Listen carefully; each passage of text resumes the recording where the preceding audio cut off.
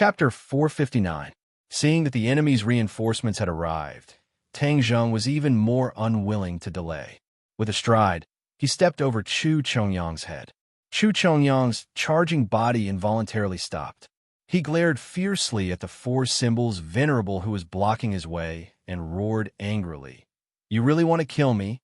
You want to kill me? Courtesy demands reciprocity. Of course I want to kill you." Tang Zheng roared with murderous intent. Just at this time, those few cars had already rushed in front of them. "Crash into them!" Chu Mingxian roared. The car engine immediately let out a low roar. The tires rubbed against the ground, causing waves of white light to spurt out. Long tire marks were left on the ground. The car sped up and directly crashed toward the four symbols venerable. Tang Zheng's expression did not change. With a kick, one of the cars flew into the air and flipped, smashing into a ball of flames in the distance. However, the other cars carried a huge amount of kinetic energy and crashed into the four symbols venerable's legs. The four symbols venerable staggered and swayed violently, almost falling down. Tang Zheng took a deep breath and roared, "You want to turn things around with just a few cars? You're looking down on me too much." The four symbols venerable threw out punches like rain. His fists rained down on the car under his feet.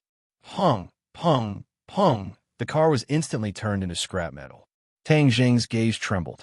He saw Chu Mingxian, who was not far away. He was standing on the convertible car, continuously pulling the trigger at the four symbols venerable. When he ran out of bullets, he was still pulling the trigger out of habit.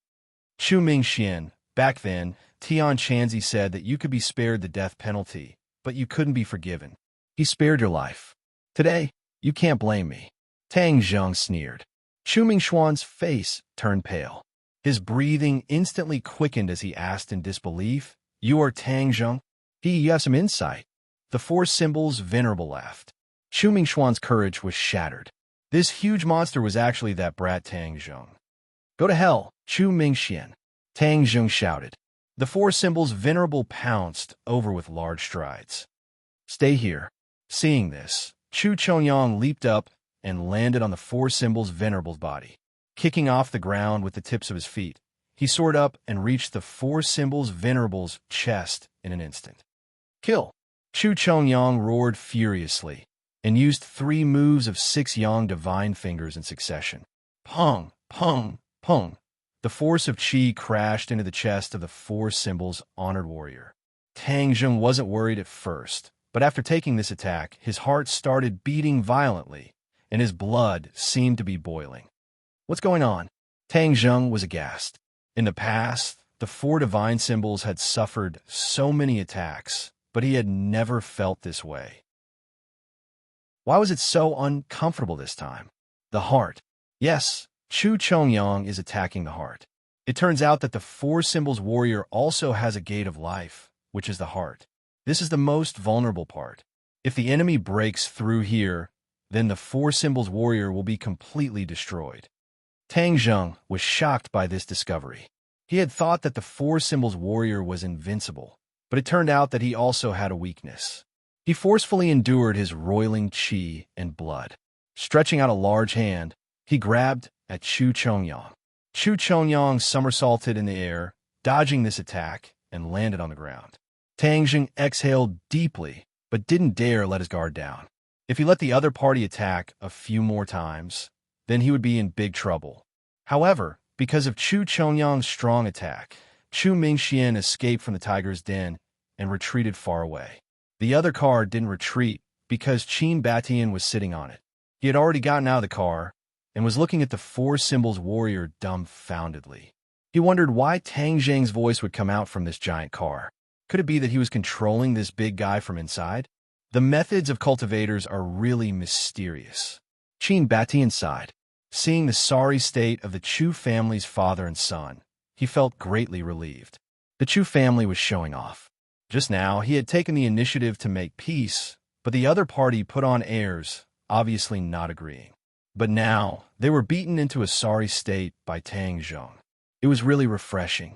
But it was obvious that Tang Zheng had used a killing move, which meant that he wanted to kill the Chu family's father and son. Even Qin Batian didn't have this kind of determination. Although he had been doing well these past few years, he still didn't dare to directly become enemies with a few great families. But Tang Zheng had the guts to directly kill Chu Chongyang and Chu Mingxian. How much courage did this require? Qin Batian sighed at his own inferiority, but didn't have time to interfere. He only saw the four symbols warrior rush in front of Chu Chongyang again. One big and one small quickly began a fight. Chu Chongyang relied on his agility, and although he wasn't a match for the four symbols warrior, he was able to escape death a few times. Tang Zheng knew that he had to end the battle quickly. This place was not far from the Chu family, and if he delayed for too long, the Chu family's reinforcements would arrive, and it would be even more difficult to kill Chu Chongyang. But he didn't expect that the Chu family's reinforcements would come much faster than Tang Zheng had expected. The two of them had only fought for a while when a roar came from the horizon, and a helicopter quickly flew over. Whiz! A missile flew over and hit the four symbols venerable, causing sparks to fly like dazzling fireworks. The four symbols warrior took a step back. Tang Zheng looked at the helicopter above his head in shock. This missile was obviously more powerful than the one that attacked the witch tribe. The Chu family actually has a missile. These great families really have a lot of resources. Tang Zheng clenched his teeth and muttered to himself hatefully. Back then, Yi Tianlei also had a helicopter in the ordinary balance, but that was only a normal civilian helicopter, and this one was a military helicopter. But with the strength of these great families, it was not impossible for them to have such a powerful weapon. Seeing that this huge object only took a step back and didn't explode, the others were dumbfounded and felt that it was unbelievable. This was a missile, not a bullet. Chu Chongyang quickly got away and shouted, "Shoot! Blast him to pieces for me!" Whiz! Whiz! Two more missiles tore through the air, and the four symbols knight hurriedly dodged them. However, one of the missiles brushed past the four symbols knight's shoulder and hit a boulder by the side of the road. With a boom, the boulder shattered into pieces and rained down like a drizzle. However, the other one struck the four symbols venerable in the chest. With a thud, the four symbols venerable was sent flying backward, crashing into a tree on the side of the road. The tree trunk broke, and the four symbols venerable fell to one knee, barely stopping himself. Puff! Tang Zheng spat out a mouthful of blood. His innate qi rolled like a surging river, causing him to feel dizzy. When the others saw this kind of attack, they didn't even dare to breathe loudly. They stared at the four symbols warrior without blinking. Although they couldn't see Tang Zheng inside, everyone was sure that Tang Zheng didn't die from the attack. Chu Chongyang had already deeply experienced the power of the four symbols warrior. Seeing that the missile attack was effective, it was as if he had obtained a treasure. He shouted, "Continue to attack, kill him!" Whiz! Whiz! Whiz! The remaining three missiles on the helicopter fired one after another, heading straight for the four symbols warrior who was kneeling on one knee. Chu Mingxuan's eyes were red as he clenched his fists tightly. His nails pierced into his palms and blood flowed out, but he didn't feel it at all. He only opened his mouth and said in a low voice, "You must kill him! Kill him!" Tang Zheng dodged. At the critical moment, Qin Batian shouted a reminder. However, it was already too late for him to save the other party. He also didn't think that his body of flesh and blood could withstand such a powerful missile. Tang Zheng wiped the blood from the corner of his mouth and hurriedly circulated his energy to calm his agitated innate qi. His eyes were bloodshot as he shouted, "You want to kill me? Go to hell." His legs that were kneeling on the ground suddenly bounced up. The four symbols warrior soared into the sky and somersaulted in the air, brushing past two missiles.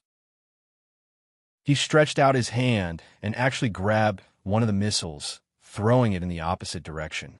This missile let out a sharp whistle as it tore through the air and flew towards the helicopter. Seeing this, the pilot of the helicopter was so scared that his soul left his body. He hurriedly rose into the air to dodge, but it was already too late. The missile accurately hit the helicopter. With a rumble, the helicopter turned into a cloud of sparks. Catching a missile with his bare hands and returning the favor with the other party's method, This move was incomparably dazzling, causing people to be intoxicated and dazzled. In any case, the spectators on the ground were all dumbfounded, as if they had been cursed. "Run!" Chu Chongyang shouted. He made a prompt decision and turned to run like a madman. Chu Mingxian seemed to have woken up from a dream and also turned to run. "Want to run? No way." The Four Symbols warrior was still in midair. With a bang, his feet landed on the ground, kicking up dust as he directly blocked Chu Chongyang's path of retreat. Chu Chongyang grimaced and shouted, "Those who block me will die." Both his hands shot out and his 10 fingers flicked. Streams of qi accidentally shot at the Four Symbols warrior's chest.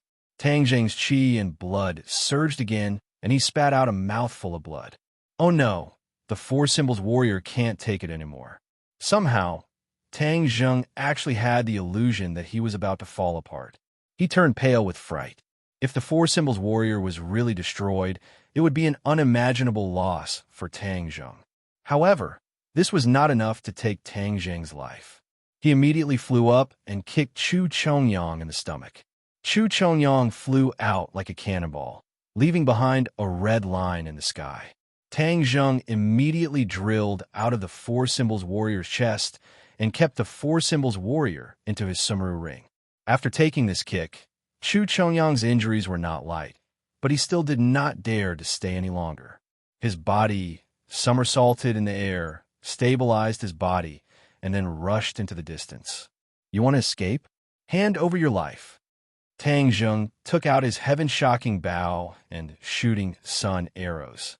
It was not one shooting sun arrow, but a total of 6 shooting sun arrows. This time, in order to kill his opponent, he had really put in a lot of effort.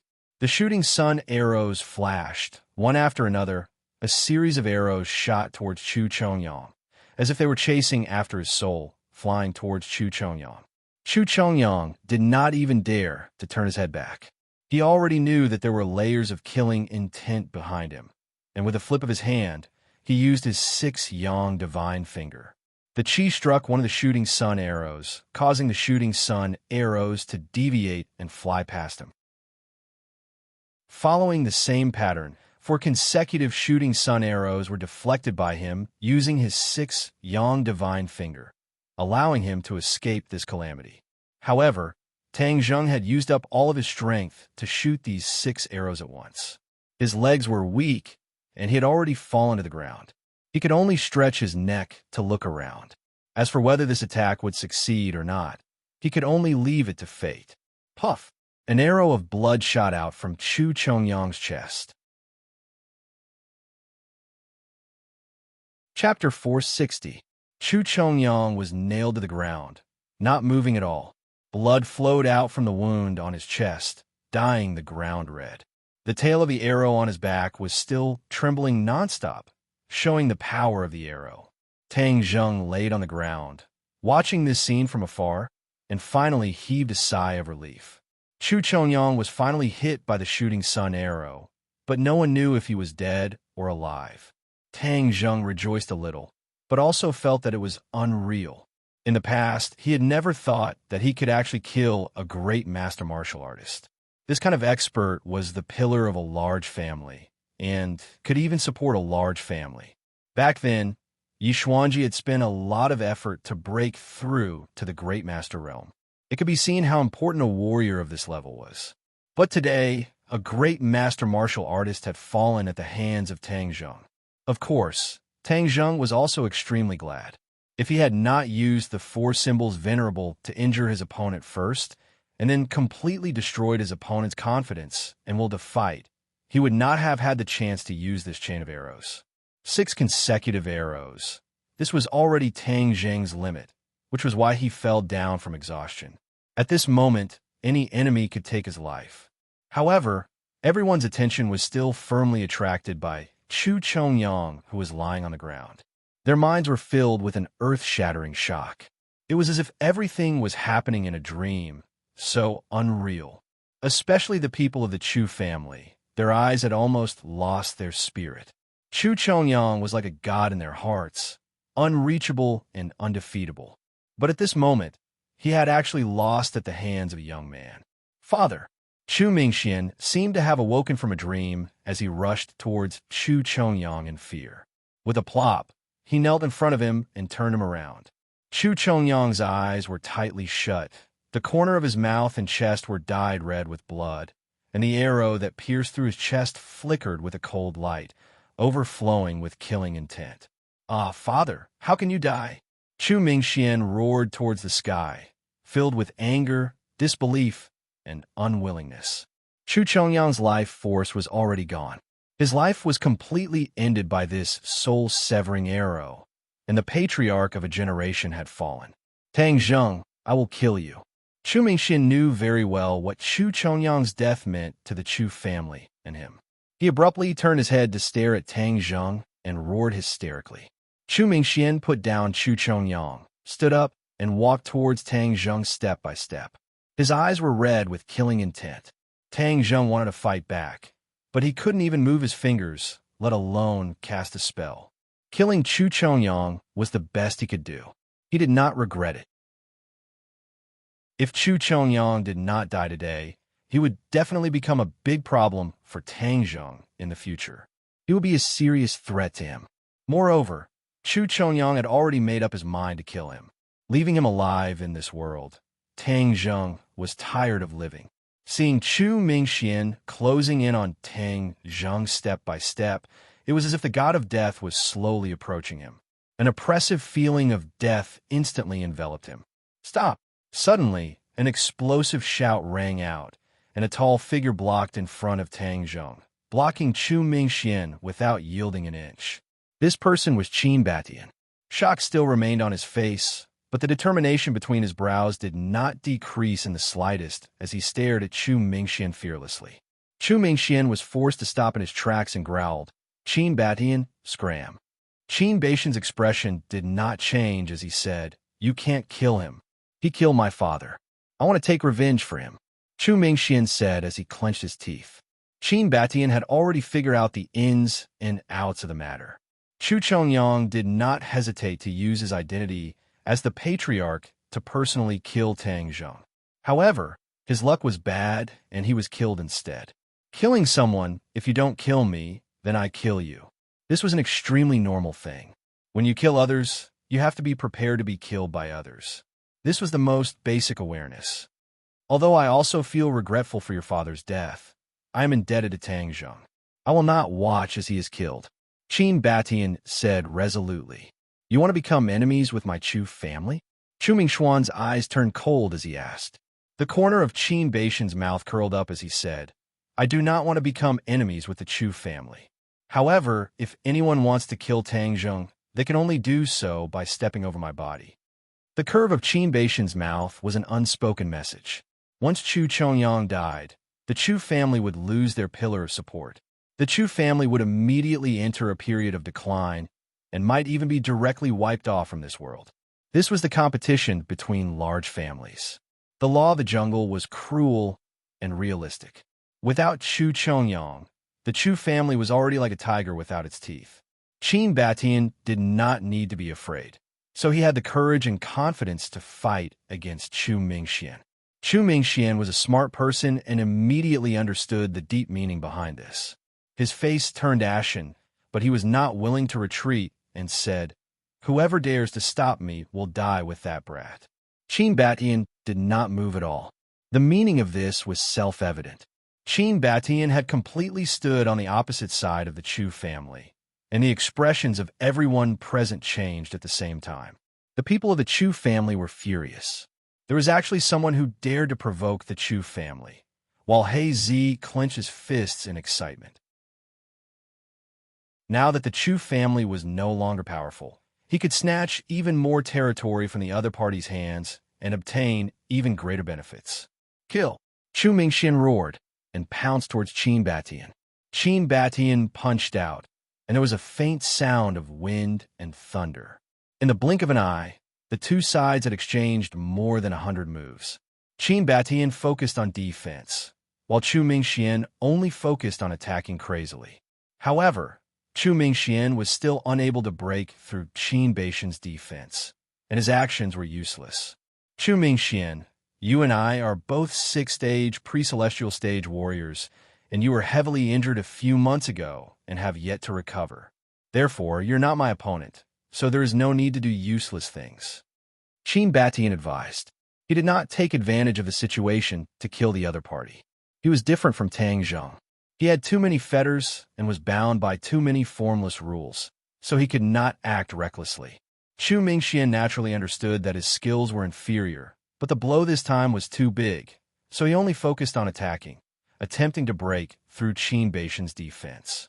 However, Qin Batian's defense was watertight, and there were no openings. Everything Chu Mingxian did was futile. Chu Mingxian, if you continue to force me, then I will not be polite anymore. Seeing the other party pestering him, even the clay figurine was a little angry. His anger was aroused, and he said with a gloomy face. His attacks suddenly changed, becoming incomparably powerful. Chu Mingxian retreated step by step, and finally fell on his butt, looking battered and exhausted. Qin Batian's fist stopped a millimeter away from Chu Mingxuan's forehead, and the wind from the fist made him unable to open his eyes. Give up, I don't want to kill you. Qin Batian persuaded earnestly. Chu Mingxuan's eyes looked like he wanted to eat someone, staring fixedly at Qin Batian, but he calmly accepted it and did not look askance. Qin Batian, from now on, you are the enemy of the Chu clan. We will definitely kill you. Chu Mingxian clenched his teeth and said fiercely, Come, I'll take whatever moves you have.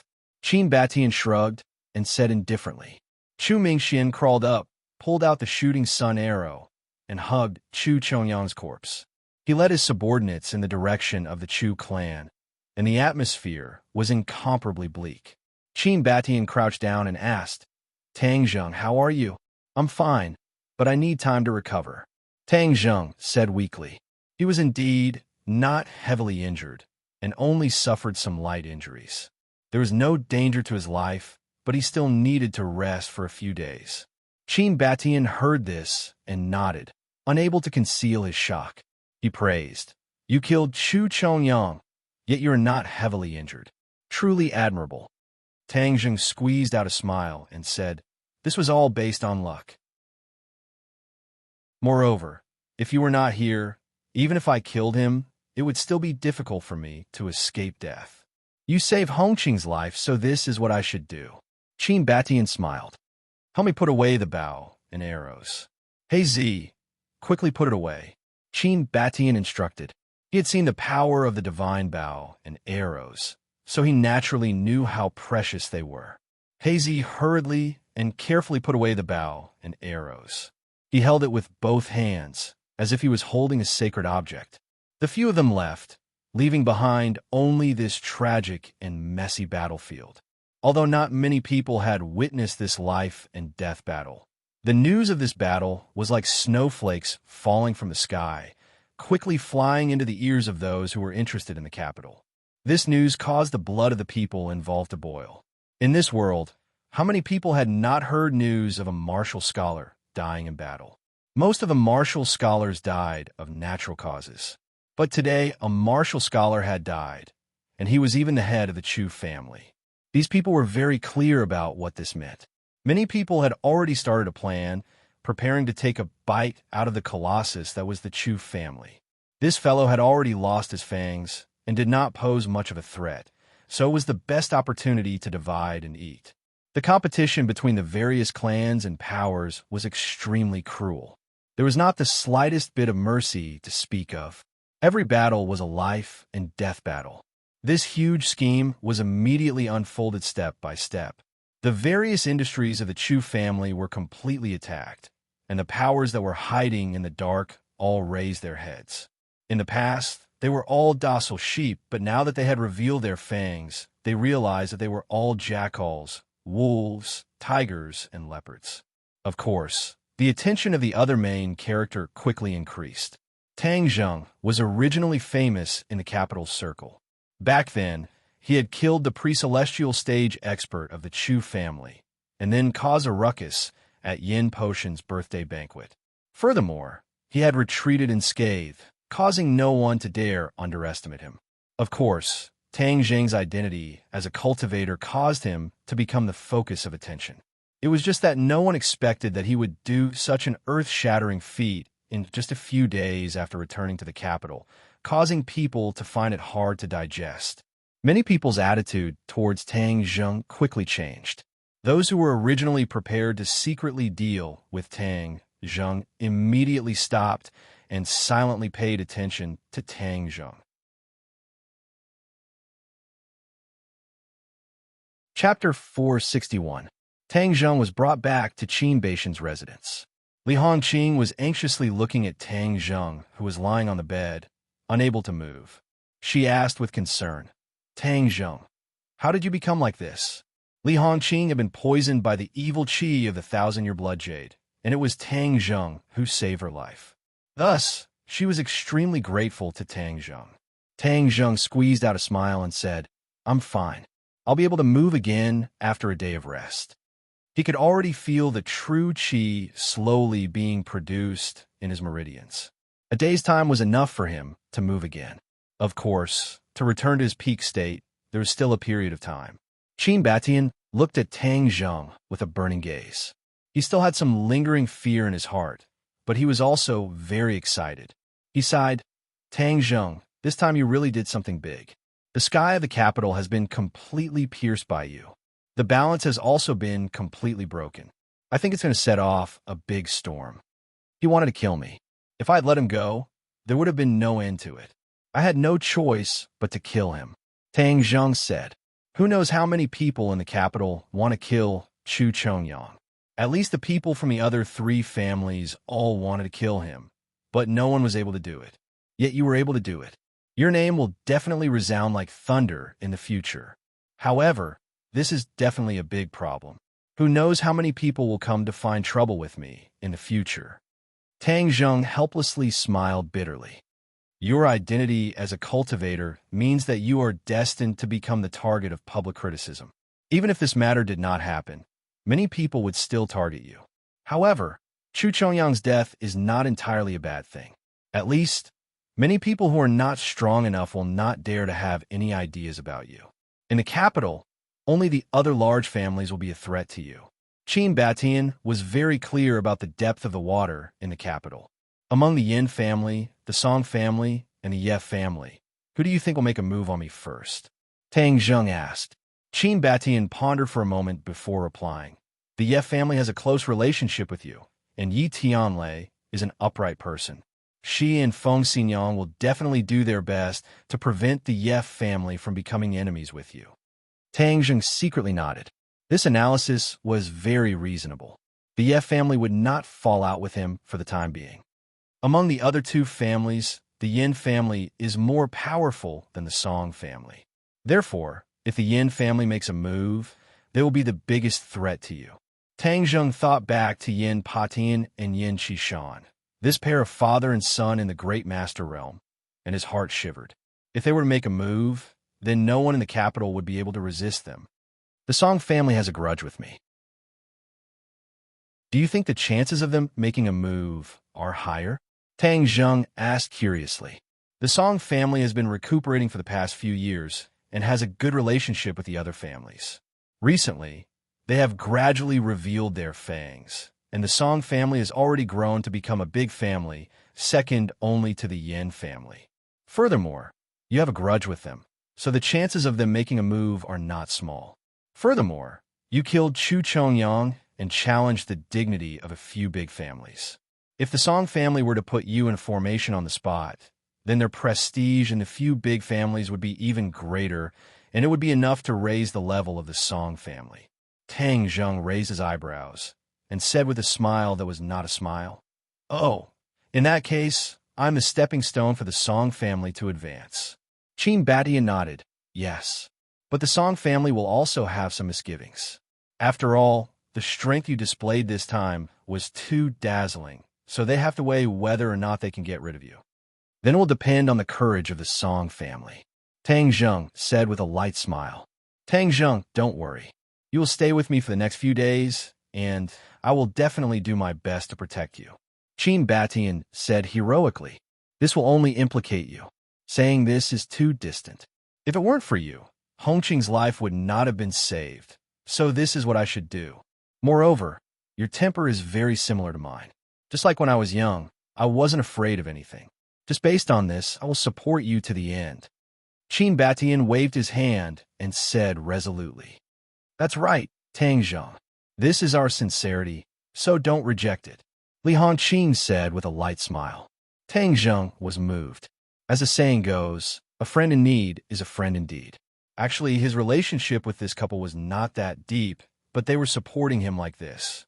This was equivalent to gambling their lives.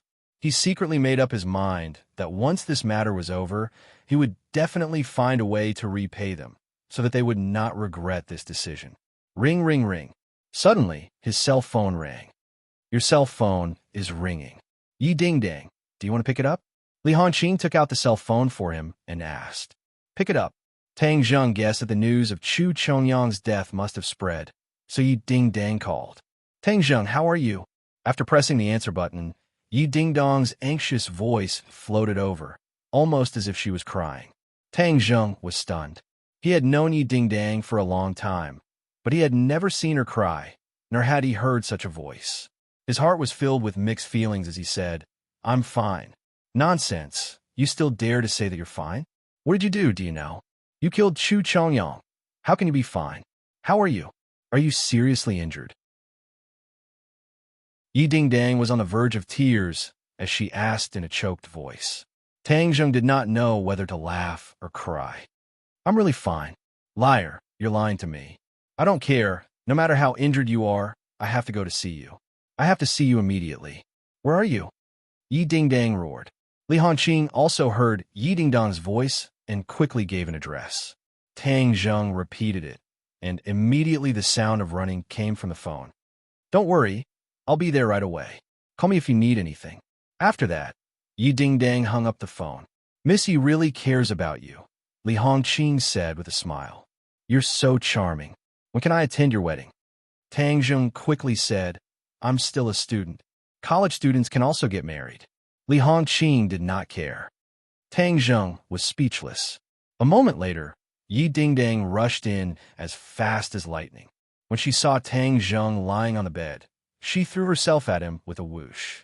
She hugged him and cried, You bastard! Why did you do such a dangerous thing? You made me worried to death. Where are you hurt? As she spoke, her slender hand touched Tang Zheng's hand, as if checking if the parts were still intact. It was too embarrassing to be touched by a beauty in front of so many people.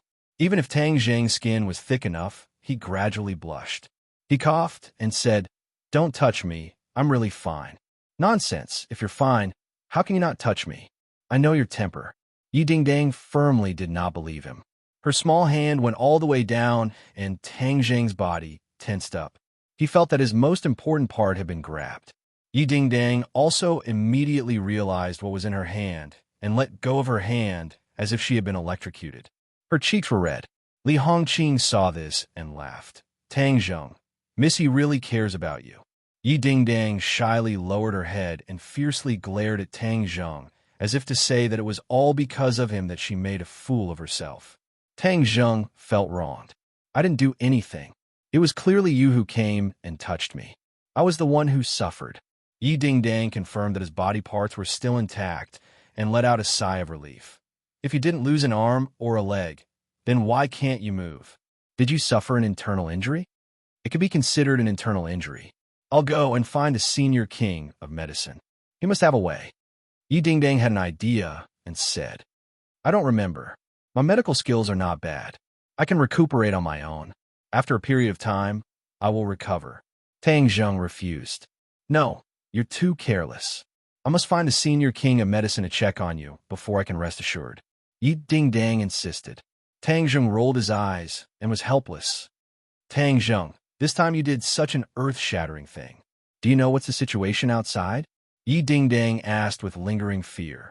Look at me. How can I know? The Ye family has been quarreling because of you. Yi Tianming thinks that they should deal with you immediately. He said that if you dare to kill Chu Chongyang today, you will dare to deal with the Ye family tomorrow. You're a cultivator. You are a bomb that can explode at any time. It's a cliché. Didn't he say the same thing last time? Tang Zheng did not take it seriously. You didn't do what you did last time. Of course, it's not the same thing. However, my parents argued for it, so the old man has not made a decision. Humph! If the Ye family really becomes your enemy, then I will withdraw from the Ye family. From then on, I will have nothing to do with them. Yi Dingdang gritted her teeth and said resolutely. Li Hongqing immediately gave her a thumbs up and praised. Miss Yi, you dare to love and hate. You are so bold. You are simply a role model among women. Yi Dingdang was embarrassed. She secretly glanced at Tang Zheng and said, I just can't stand them forgetting justice for the sake of profit. After a pause, she continued, Not only the Ye family, I heard that the Yin and Song families are also quarreling. Chu Chongyang's death is equivalent to an atomic bomb explosion. The power is too great. Oh, so it seems that these two families will soon make a move against me. Oof, if one of them comes, I'll kill one. If two comes, I'll kill two. As long as I'm here, don't even think about harming you. Yi Dingdang said fiercely like a hen protecting its young. At this moment, the other two families were indeed very lively. The three generations of the Yin family were all gathered together, and even Yin Xingyi, who did not care about the affairs of the world, was present. Yin Xingyi was a monk and had always been cultivating in the Taoist temple. Ever since Yin Potion's birthday banquet, she had stayed behind and built a Taoist temple in the Dragon Elephant Mountain. She usually cultivated here and could also accompany Yin Patian. Yin Xingyi was dressed in a simple and elegant Taoist robe and did not have the slightest bit of aura. She sat in the middle of the group with her eyes closed and listened calmly to their endless discussions. Father, this Tang Zheng relied on his identity as a cultivator to actually kill Chu Chongyang. Such a person definitely cannot be left alive. I guess the martial sect will definitely make a move against him. We should make a move first, and right now is also the time when Tang Zheng is at his weakest. It is a heaven-sent opportunity for us, and it will be too late to regret it if others beat us to it. Last time in the Imperial City, I saw that Song Jianan wanted to kill Tang Zheng. I think that this time, he will definitely be impatient to make a move. Yin Qishan said.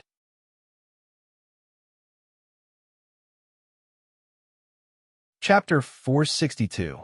Can't Daiwa. The others all looked at Yin Xingyi at the same time. Yin Qishan asked in surprise. Yin Xingyi's expression did not change and said calmly, because there are more important things waiting for him in the future.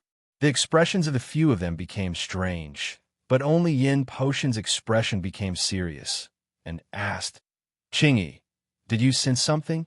When Yin Qishan and Yin Luyun heard this, their eyes instantly widened. Regarding Yin Xingyi, this was a huge secret of the Yin family, and outsiders had no way of knowing about it. Outsiders only thought that Yin Xingyi was a monk, and many of them were still regretting that such a beautiful woman who was born in a famous family was actually a monk. It was truly inconceivable.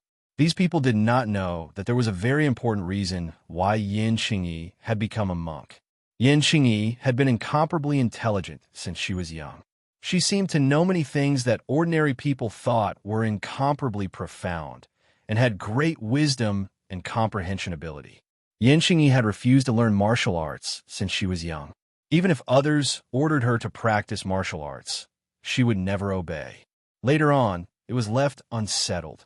Therefore, she did not have any martial arts at all. This was an anomaly in the Yin family. Yin Xingyi had an innate closeness to Taoist scriptures, unlike other girls who loved to dress up in fashion. Instead, she was immersed in Taoist scriptures all day long.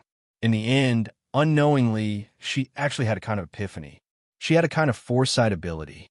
Of course, not everything could be foreseen, but on many important matters, she would have a trace of foresight.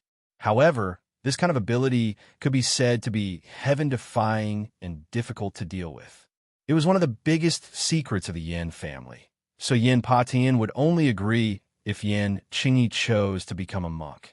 Before Yin Potion's birthday banquet, Yin Qingyi returned to the capital and told him that there would be a change in the birthday banquet and that a person would appear out of nowhere. Later on, this matter was confirmed. The person who had appeared out of nowhere was Tang Zheng. Moreover, He had soared to the heavens at the speed of a rocket. At this point, Yin Patian was even more convinced of Yin Qingyi's ability to predict the future. It was a blessing for the Yin family to have such a person, but it could also be said to be a very dangerous thing. This kind of mysterious and miraculous thing could easily make people associate it with the miraculous abilities of Xiaojia. If a cultivator appeared in the Yin family, it would definitely not be a good thing for the Yin family. Perhaps they would meet with a calamity. Of course, if a family had someone who could predict the future, then many things could be arranged in advance. The early bird catches the worm, and this was a once-in-a-lifetime opportunity. Yin Qingyi said indifferently, "There will be a great disaster for humanity in the future. Tang Zheng might be the one to turn the tide." Catastrophe? The three of them sucked in a breath of cold air at the same time. This was an important piece of news. Yin Patian asked in a deep voice, "What disaster?" Yin Qingyi shook his head. "This is just a very vague feeling. I'm not sure about the specifics for now, but this disaster concerns the life and death of millions of people." "You're saying that Tang Zheng will be the savior of this disaster?" Yin Qishan was bewildered. No matter how he listened to it, he felt that it was like a fairy tale. Yin Qingyi nodded solemnly. Yin Luyun had a complicated expression on his face. They were both young people, but why was the difference so great? He asked, "What other calamities will there be in this world? Could it be World War III? If there's a world war, what's the use of him alone?" Yin Qishan scoffed, obviously not believing him. "I don't know either. In short, this is a disaster that concerns the survival of humanity. This is what I sensed, so it definitely won't be wrong." Yin Qingyi was extremely confident. Yin Qishan and Yin Luyun looked at Yin Patian at the same time. His two white eyebrows knitted together, and only after a long while did he say, "Could it be that the survival of humanity is ultimately decided by a cultivator? Yeah, this is too unbelievable." Yin Qishan also felt that it was inconceivable. Moreover, it's impossible for the martial sect to let him go, right? Can he live until then? Yin Qingyi stopped talking and closed her eyes again. Perhaps she was too lazy to explain. Yin Patian did not force him, but his eyes kept changing and said, "Qingyi, in the future, will this world no longer be dominated by martial artists?" When Yin Qishan and Yin Luyun heard this question, their expressions suddenly changed, as if they had seen a ghost. Their eyes revealed shock, and Yin Qishan could not help but exclaim, "How is this possible?" Yin Qingyi still had her eyes closed and did not reply. Yin Patian understood clearly. This was because she did not know the answer to this question. The ability to predict the future was not enough to know everything. Many things were just a trace of comprehension, a flash of inspiration. Yin Qishan shook his head. "Impossible. Although a few cultivator experts have appeared, they can't mess up the overall situation. How can they make the martial artists lose their position as the ruler?" Although Yin Luyun was the head of the 4 young masters of the capital, these things had completely exceeded his imagination, causing him to feel that his brain was not enough. Unless the cultivator returns. Yin Patian was silent for a long time and said hesitantly, "The cultivator has returned." The others cried out in alarm, and even Yin Qingyi's eyelids twitched a few times. Could it be that this world is really going to be in chaos? No one could answer Yin Qishan's question. "Grandfather, what should we do now?" Yin Luyun asked. Yin Patian stared deeply at his descendant and said, "Regardless of whether or not the cultivator has returned, since Tang Zheng is going to play such a big role in the future, then the status of cultivators will definitely increase in the future. And with regards to Tang Zheng, the future savior, we have to rope him in even more. This will be of great benefit to us and the Yin family." The few of them nodded. If the future was really as Yin Qingyi had foreseen, this was indeed a good way to seize the initiative. If the Ye family and Tang Zheng cut off their relationship, wouldn't that be letting the cooked duck fly away? Yin Luyun said with some amusement. Yin Patian curled his lips and said disdainfully, "Don't think that just because Yi Xuanji broke through to the Grandmaster stage, he became so powerful. Back then, why was he unable to break through? This was related to his breadth of mind and vision, and his vision was only that big. He only focused on the present and could not see the future. Then this time, our Yin family has taken the initiative. Wouldn't that be a huge advantage? Yin Luyun said happily. Yin Qishan shook his head. Luyun, don't just look at the opportunity. This is opportunity and danger coexisting. At this moment, everyone is treating Tang Zheng as the target of public criticism, but the Yin family is on good terms with him. Do you know what this means? Yin Liuyun's expression changed slightly. Of course he knew what it meant. It meant that the Yin family would also become the target of public criticism and attract cannon fire. The few of them understood this logic and looked at Yin Patian. This question obviously required him, the head of the family, to make a decision. Yin Patian looked deeply at Yin Xingyi, and then, without any hesitation, he said, I believe in Xingyi's judgment. We must rope in Tang Zheng. Yin Patian set the tone, and the others no longer sang the opposite tune. Even if Yin Qishan still had reservations about Tang Zheng, he did not refute him. Yin Luyun asked, Grandfather, this time, Tang Zheng killed Chu Chongyang and will definitely cause a crazy counterattack. What should we do? It's better to send charcoal in the snow than icing on the cake. Right now, it's Tang Zheng's most dangerous moment, so of course we have to be the ones to send charcoal in the snow. Qishan, go and inform Chu Mingxian not to seek revenge on Tang Zheng. Yin Patian arranged.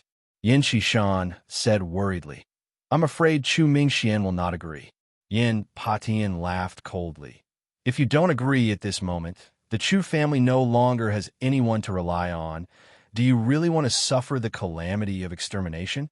Yin Qishan nodded, as if he had understood something. The Chu family no longer had anyone to rely on.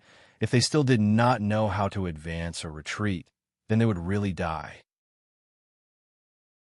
Moreover, which great clan didn't die? If they didn't know how to endure and retreat, then they could only be eliminated by history. This was reality, and reality was just that cruel. Yin Qishan came to the Chu family with the order. At this moment, the Chu family was immersed in grief and anger. Chu Mingxian received Yin Qishan, and when Yin Qishan explained the purpose of his visit, the veins on Chu Mingxuan's forehead twitched, and he asked hysterically, why? This is the rule of the game. The loser has no right to ask why. Yin Qishan spoke bluntly, without holding back. My father's corpse is not cold yet, and you're going to do this? Yin Qishan laughed disdainfully. Don't really think of yourself as a pitiful weakling. Which family is clean? Did the Chu family not do enough in the past? Moreover, I am doing this for your own good. Right now, no one in the Chu family is a match for Tang Zheng. If you continue to provoke him, you will only be courting death. Of course, Chu Mingxian knew that the other party was not lying, but at this moment, his mind was completely drowned by anger. He roared, So what if I'm courting death? I want Tang Zheng to die. Your father is no longer here. You should work even harder to manage the Chu family, and not let the Chu family be exhausted for nothing. Yin Qishan kindly reminded him, You don't need to worry about it. Scram, the Chu family doesn't welcome you. Chu Mingxian ordered him to leave. Yin Qishan said indifferently, I've said everything that needs to be said. It's up to you now. After saying that, he turned around and left with large strides. Just as he walked out of the door, he saw a few people walking towards him. It was actually Song Yu and his father, Song Hanjun, and with them was Chu Xiaofeng. The Chu family's young master's face was filled with fear as he rushed in a sorry state, almost colliding with Yin Qishan. Song Hanjun stopped in front of Yin Qishan and asked in bewilderment, Qishan, you came a step earlier than me. You are really well informed. You're not late either. I'll take my leave first. With that, Yin Qishan walked away with large strides. Song Hanjun looked at his back in shock, his eyelids twitching. Song Yu also looked at him suspiciously and asked in a low voice, Why did he leave in such a hurry? There must be something going on. Let's go in first. Song Hanjun said in a deep voice, and then quickly walked in. Chu Xiaofeng was already wailing loudly, and Chu Mingxuan's face was also filled with anger. Song Hanjun's heart skipped a beat, and he immediately changed his expression. With a sorrowful expression, he said while choking with sobs. Brother Mingxian, I came late. I never thought that the patriarch of the Chongyang family would actually be killed by a villain.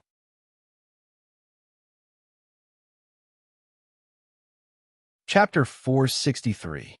Hearing that, Chu Mingxian cupped his hands and said, "Thank you, Han Jun, for taking the time to come here.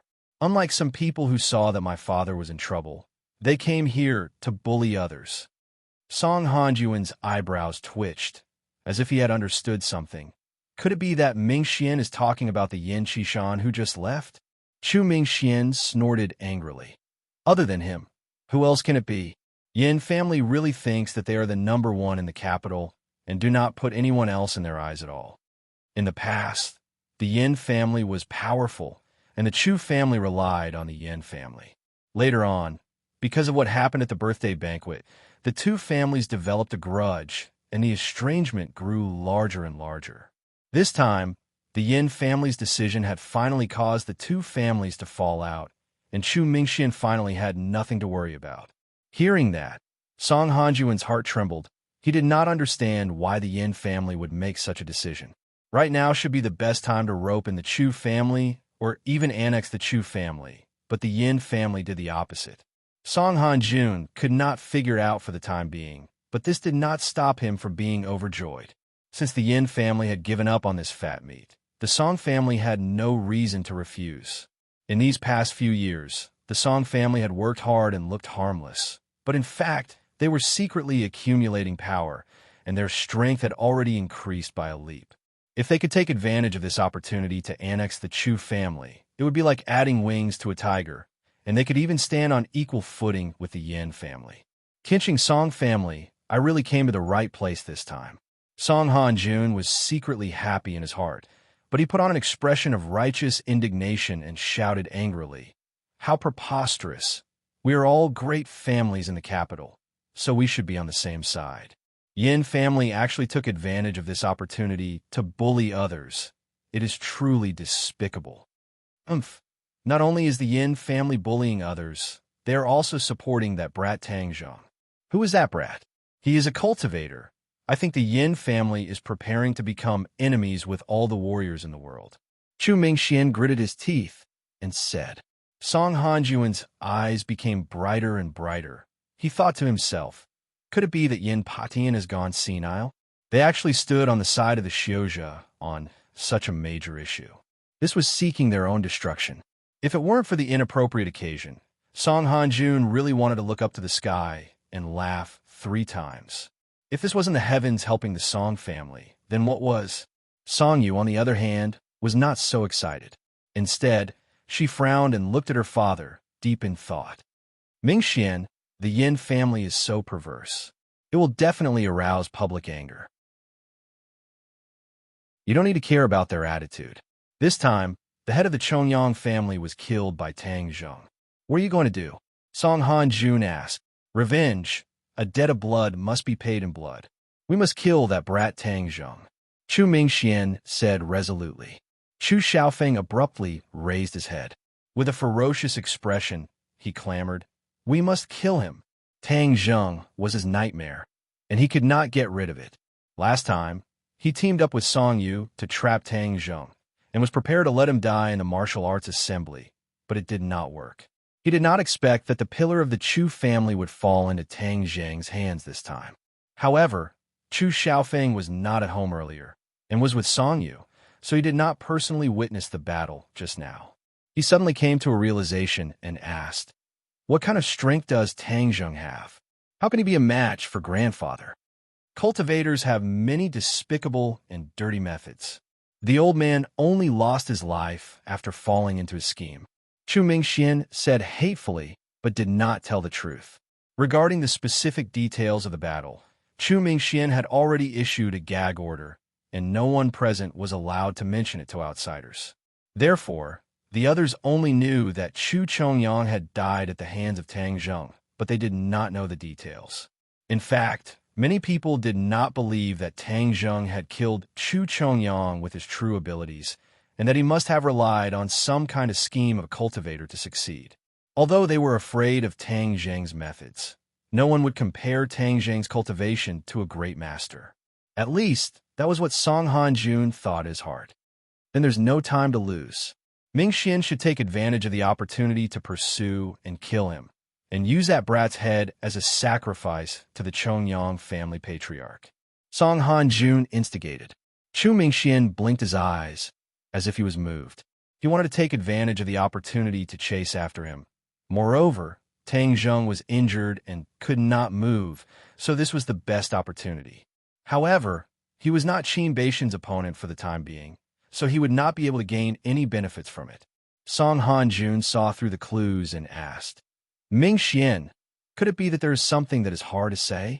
Chu Mingxian already understood that without the help of the Yin family, he should get closer to the big tree that was the Song family.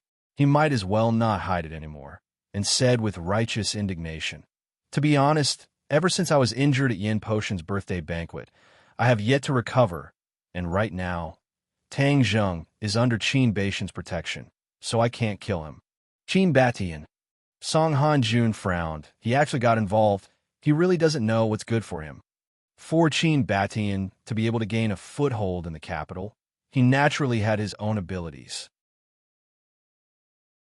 However, his strength was still lacking compared to the few great clans, and when any clan wanted to completely destroy him, they would still have to pay a certain price.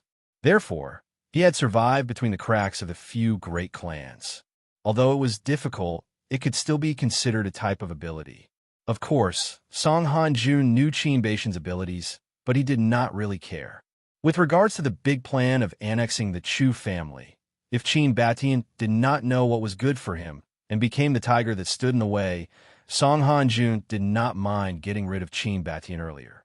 Therefore, Song Han-jun said without hesitation, Ming Xian, a single Qin Batian is not worth mentioning. Now that you are injured and have such a big family to work hard for, you can leave this matter to me. It can be considered as me doing something for the Chongyang family head. Chu Mingxian was so grateful that he cupped his fists and said, Hardships reveal one's heart. Han-jun, you are the great benefactor of our Chu family. Song Han-jun smiled modestly, but a trace of complacency flashed past his eyes. He thought to himself, I am your benefactor now, and in the future, I will be your master, haha. Song Han-jun was swift and decisive, and immediately expressed that he wanted to leave and kill Tang Zheng. Chu Xiaofeng volunteered and shouted, I'll go too. I want to kill that brat with my own hands. Back then, I didn't kill him, and I regret it. This time, I definitely can't let that brat live. After he finished speaking, his eyes flickered with flames of hatred, and his expression was sinister and terrifying. All right, Xiaofeng, you go together. When the time comes, I'll let you personally end that brat. Song Han-jun patted Chu Xiaofeng's shoulder and said cordially. Chu Mingxian did not object, and the three of them left the Chu family together. Song Han-jun and his son sat in their own car, and seeing that there were no outsiders, Song Yu finally could not hold it in and asked the question that had been stuck in her heart for a long time. Dad, the Yin family is not an idiot. Why are they so abnormal this time? To actually help Tang Zheng unexpectedly. Song Han-jun laughed unconcernedly. Yin Patian is muddle-headed. He really thinks that no one in the capital can control him, so he's becoming more and more unbridled. I don't think so. Yin Patian has been cautious for so many years. Otherwise, he wouldn't have the strength of the Yin family today. The Yin family has always had a close relationship with the Li Palace. Could it be that they received the instructions of the Li Palace? Song Yu guessed. Song Han-jun was shocked. Coincidentally, the car bumped and almost hit the back of the chair in front of him, scaring the driver so much that his heart jumped. You're saying that the Li Palace instructed the Yin family to rope in Tang Zheng? Song Han-jun asked in bewilderment. That's also my guess, Song Yu said uncertainly. Song Han-jun's expression became even more serious. He could not make up his mind, and said, I'll ask the old man first. He immediately dialed Song Jianan's number. After hearing his analysis, the other party said disdainfully, Do you think that the Li Palace will protect a cultivator? Ridiculous. Although the Li Palace was not like the martial sect who chased after cultivators with no regard for their lives, they were not friends with cultivators either. The martial sect viewed cultivators as a thorn in their side, and the Li Palace would definitely not go against the martial sect on this point. Moreover, I can guess that the Azure Dragon Hall will definitely stand on the side of the martial sect when it comes to cultivators. Hearing the other party's confident words, Song Han-jun and Song Yu's expressions changed slightly. Song Yu asked, "Grandfather, both the Li Palace and the martial sect have people walking in the world. Why has the Azure Dragon Hall only heard of their names and never seen them?" "Hee, the Azure Dragon Hall has always been a legend. Not to mention you. Even I have never seen anyone from the Azure Dragon Hall." Song Jianan laughed. Song Han-jun and Song Yu looked at each other and thought at the same time. If that was the case, then the Azure Dragon Hall had always existed in legends, and no one had ever seen its members. Could it be that this was a fabricated organization? Hearing the silence of the two, Song Jianan chuckled, as if he had guessed their thoughts, and said, "The Azure Dragon Hall really exists, but its strength is unfathomable. It is said that even if the Li Palace and the martial sect were to work together, they would still not be a match for the Azure Dragon Hall. What's so powerful?" The two of them turned pale with fright. In their eyes, the Li Palace and the martial sect were already existences that could not be fought against. This Azure Dragon Hall was actually even more powerful than these two organizations combined. Although the Azure Dragon Hall does not appear in this world, how can the matters of this world escape its eyes? Therefore, you don't have to worry. The Li Palace will not instruct the Yin family to rope in Tang Zheng. This is definitely Yin Potion's opportunistic method, but this method would cause the Yin family to suffer a calamity. The heavens are helping me. This capital is bound to be dominated by my Song family. Song Jianan laughed wildly with pride. Song Han-jun and Song Yu heaved a sigh of relief at the same time. The bit of doubt in Song Yu's heart also disappeared into thin air, and instead, a kind of excitement and pleasure gradually assaulted her heart. He had known Tang Zheng for a very long time. Back then, when he first met Tang Zheng at the Ordinary Balance Courtyard, he could still have a high and mighty attitude. However, this kind of high and mighty attitude did not last long, because on the problem of Yi Dingdang, Tang Zheng had completely defeated him. Although he knew that it was just a prank, just a play, he did not expect that the play would become true and he would be utterly defeated. After that, the two sides moved to the capital, but not long after Tang Zheng arrived in the capital, he shocked the world with a single feat. Although the two sides did not clash again, Tang Zheng had completely suppressed his limelight. This caused Song Yu, who had always been high and mighty, to try and fail. He and Chu Xiaofeng had used the spirit transformation powder pill to trap Tang Zheng, but it was to no avail. At that time, he had experienced a feeling called fear, a feeling that he had never felt before. He secretly swore in his heart that he would definitely get rid of this person.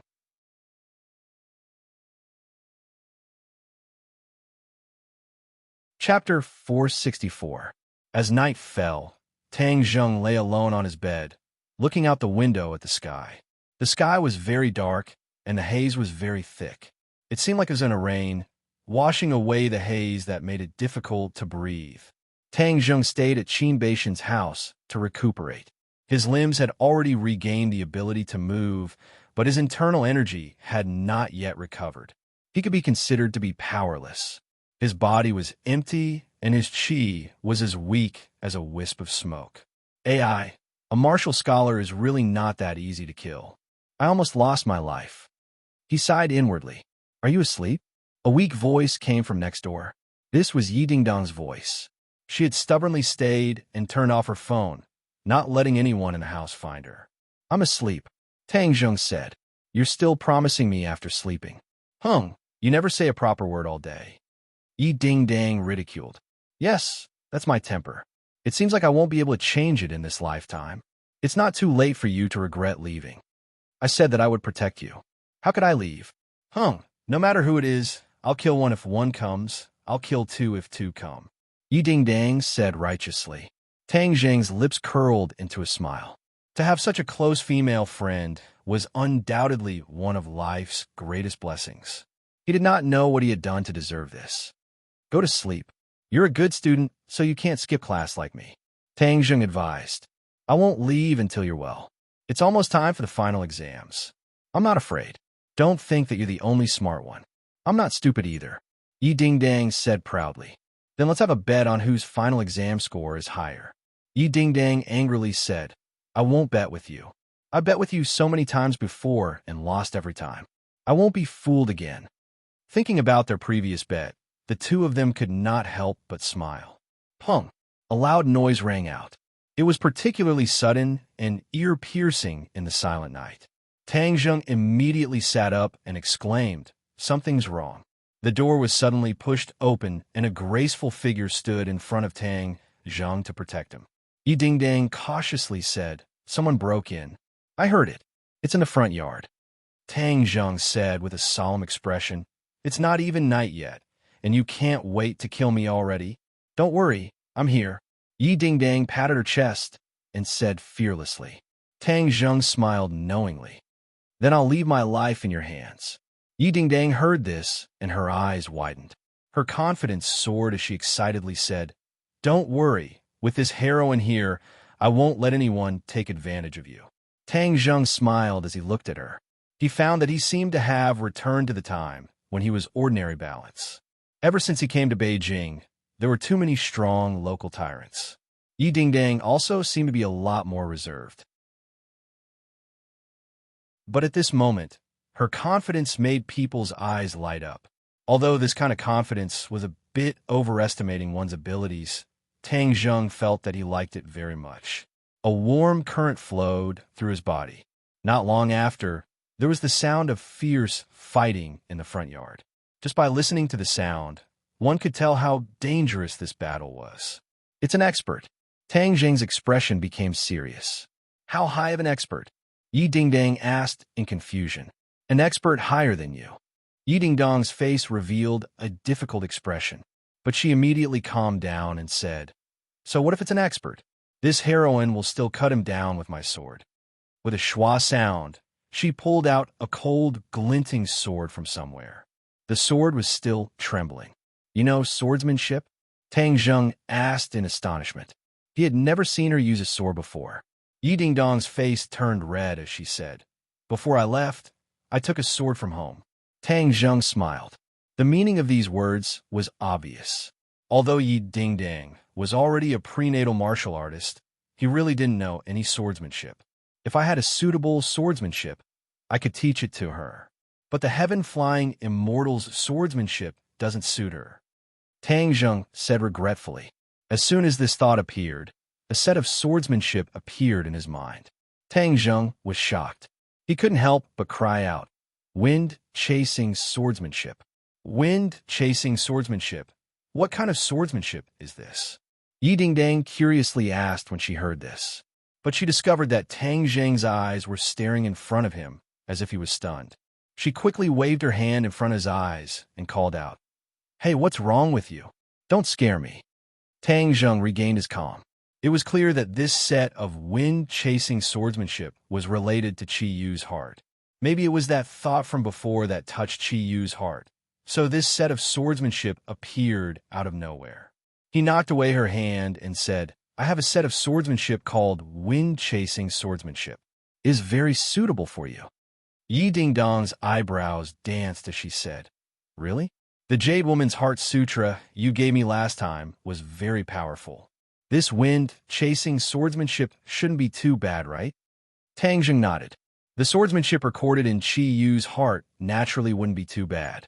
He didn't know the origin of this set of swordsmanship, but this set of swordsmanship was very interesting. It only required sword moves and didn't even need Qi or Qi to activate it. This meant that even if a normal person was familiar with the moves and used them, the power would not be small. At least in Tang Zheng's eyes, the power of this set of swordsmanship was not small. When Tang Zheng finished teaching this set of swordsmanship, Yi Dingdang's eyes lit up with joy. Although she didn't understand swordsmanship, she still had a bit of eyesight. She understood the value of this set of swordsmanship and couldn't help but happily say, I really like this set of swordsmanship. You should be the only two people in this world that know this set of swordsmanship. Tang Zheng said. Yi Dingdong's eyebrows danced as she excitedly jumped up. What kind of gift did a woman like the most? The one and only gift in this world that no one else had. Wasn't this set of swordsmanship the most suitable gift? You only taught me? Yi Dingdang stared with her big round eyes and asked. Yes. Even Fang Shishir doesn't know it. Tang Zheng nodded. Wah! Yi Dingdang excitedly threw herself at Tang Zheng. With a pung sound, she threw him onto the bed. Tang Zheng was currently not her opponent. He was pressed under her body and inhaled her fragrance. He awkwardly said, Are you trying to take advantage of me when I'm not paying attention and throw yourself at me? Yi Dingdang immediately blushed. She stood up straight and glared at him. What nonsense are you thinking about all day? Don't just talk. Practice your swordsmanship first.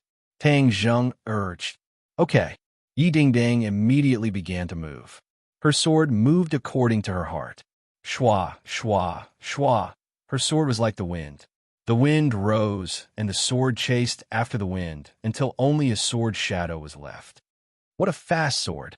Yi Dingdang was dumbfounded. She clearly did not expect the sword in her hand to be so fast. Moreover, she felt that there was no internal strength flowing. This was the power of a fixed move.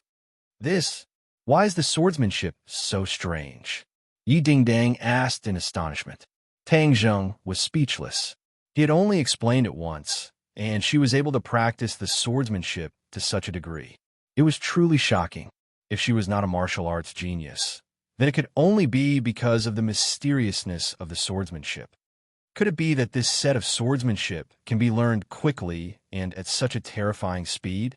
Tang Zheng was shocked by this thought. This kind of swordsmanship could be called a peerless swordsmanship. It was a treasure that many people coveted. No matter how powerful a set of swordsmanship was, it was too difficult to learn. It was something that ordinary people could only dream of.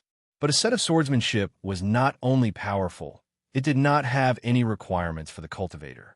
Moreover, it could be learned in one lesson. How terrifying was that?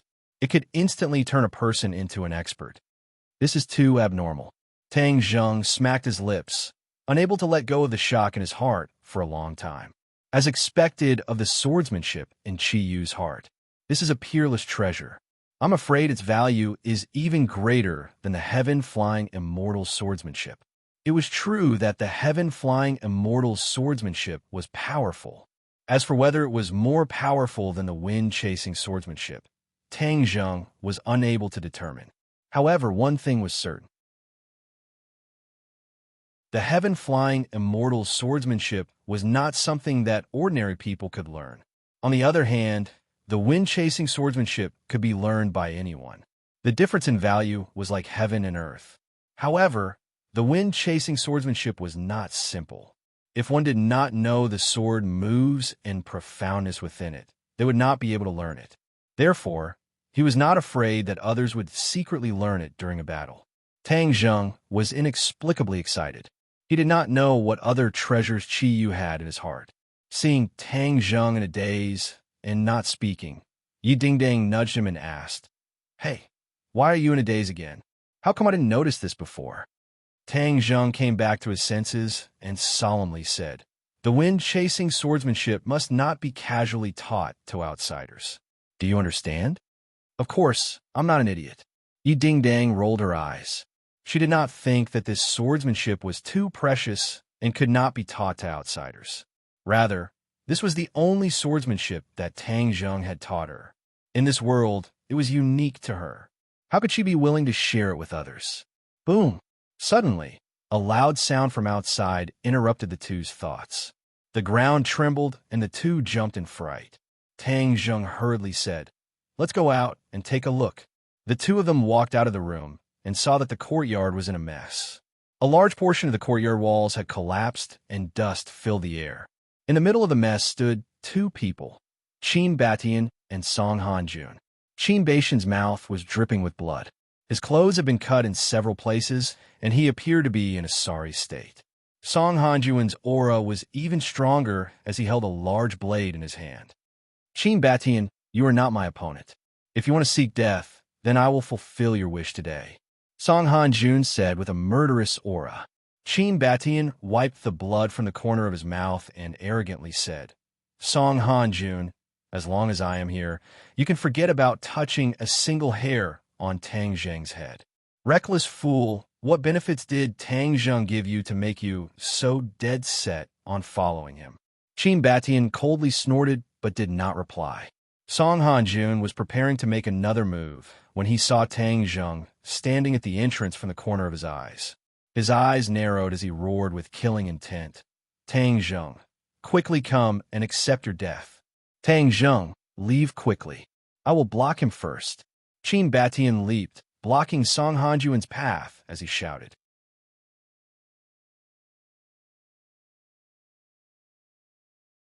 Chapter 465. Song Hanjun made a feint and dodged Qin Batian's attack as the cold glint of the blade in his hand shot towards Tang Zheng. Qin Batian turned pale with fright as he hurriedly shouted for him to stop, but it was already too late. Song Hanjuan's move was a killing move, and if it hit Tang Zheng, even if he didn't die, he would be heavily injured. Song Hanjun was determined to win. With Tang Zheng's current physique, there was no way for him to dodge, and he could only watch as the large blade slashed towards him. Shua! A ray of sword light rose from his side and met the blade of the saber. It was fast and accurate and tapped on the body of the saber. A burst of skillful power suddenly erupted, and the saber was deflected to the side, missing the target. Song Hanjun was shocked as he didn't expect that this sure kill attack would actually miss because of Yi Dingdong's obstruction. Qin Batian rejoiced as he leapt in front of Tang Zheng to protect him, glaring at Song Hanjun like a tiger eyeing its prey. Song Hanjun ignored him as he stared at Yi Dingdang and said, Yi Dingdang, could it be that you also want to be my enemy and the Song family's enemy? Yi Dingdang proudly said, You want to kill Tang Zheng, so that means you are my enemy and I am your enemy. Don't think that just because you are Yi Tianlei's daughter that I won't dare to touch you. Yi Tianlei is only a first-grade Xiantian realm cultivator and is weak by himself. Even if I hurt you, you can't do anything to me, Song Hanjun said confidently as he obviously didn't put Yi Tianlei in his eyes. Although Yi Tianlei was one of the top 2 in the Ye family, compared to the other second-generation disciples, his strength was the weakest, so Song Hanjun didn't think much of him. Then let's give it a try. Let's see if the sword in my hand is weak. Yi Dingdang bit her lip and refused to back down. At this time, Song Yu and Chu Xiaofeng also rushed in from the outside. When they saw Yi Dingdang, Song Yu's face flashed with displeasure, and then looked at Tang Zheng hiding behind Yi Dingdang, and resentment appeared in her eyes. Dad, don't hurt Dingdang. Our target is Tang Zheng, Song Yu advised. Song Hanjun looked at his son meaningfully and said, I cannot hurt her, but she must immediately scram away from me. Otherwise the blade in my hand will not recognize her. Song Yu hurriedly advised, Dingdang, come over here quickly. Tang Zheng is a cultivator, not a kind person. He's not like us. Don't be fooled by him. Yi Dingdang didn't appreciate it at all and coldly said, Kind people? Humph, I think you're not kind people. If you want to stand up for the Song family, then you must first defeat the sword in my hand. You don't know the immensity of heaven and earth. Song Hanjun said disdainfully. Seeing that he was about to attack, Song Yu advised again, Dingdang, you've been deceived by Tang Zheng. He's our public enemy. There's no benefit in being with him. There's no benefit in being with you. Besides, Song Yu, I have nothing to do with you. I don't need you to persuade me. Yi Dingdang didn't appreciate it at all. She was already annoyed with the other party, so at this moment, she naturally didn't have a good expression.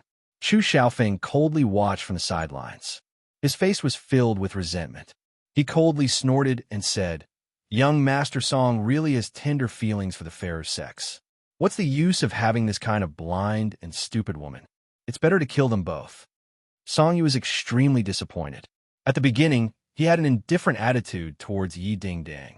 But after his repeated failures, his interest towards Yi Dingdang grew. In the end, he made up his mind to take her for himself. But it seemed that this goal would be extremely difficult to achieve. Song Han-jun saw his son's expression and murderously said, "Yi Ding-dang, since you don't know what's good for you, then don't blame me for being impolite. How many moves do you think you can take from me?" Yi Ding-dang raised her head and jokingly asked, "Then how many moves do you think you can take to defeat me?" "Haha, you still want to use a few moves? Good. You really won't shed tears until you see the coffin. Then I'll help you. Within 10 moves, you will definitely fall. I want you to watch with your own eyes as Tang Zheng dies in front of you." Song Han-jun wildly laughed. "Huh, then let's make a bet." Yi Ding-dang said, "Bet? Bet on what?" "Bet that you won't be able to take me down within 10 moves." Song Han-jun was stunned for a moment, then immediately began to laugh loudly. This was truly the biggest joke in the world. Yi Ding-dang was a Haute Eon realm martial artist, and Song Han-jun was indeed a Xiantian realm martial artist. There was an insurmountable chasm between the two. This was a principle that any martial artist would understand. That was why Song Han-jun was so confident. In fact, in his opinion, he would be able to defeat Yi Ding-dang within 5 moves.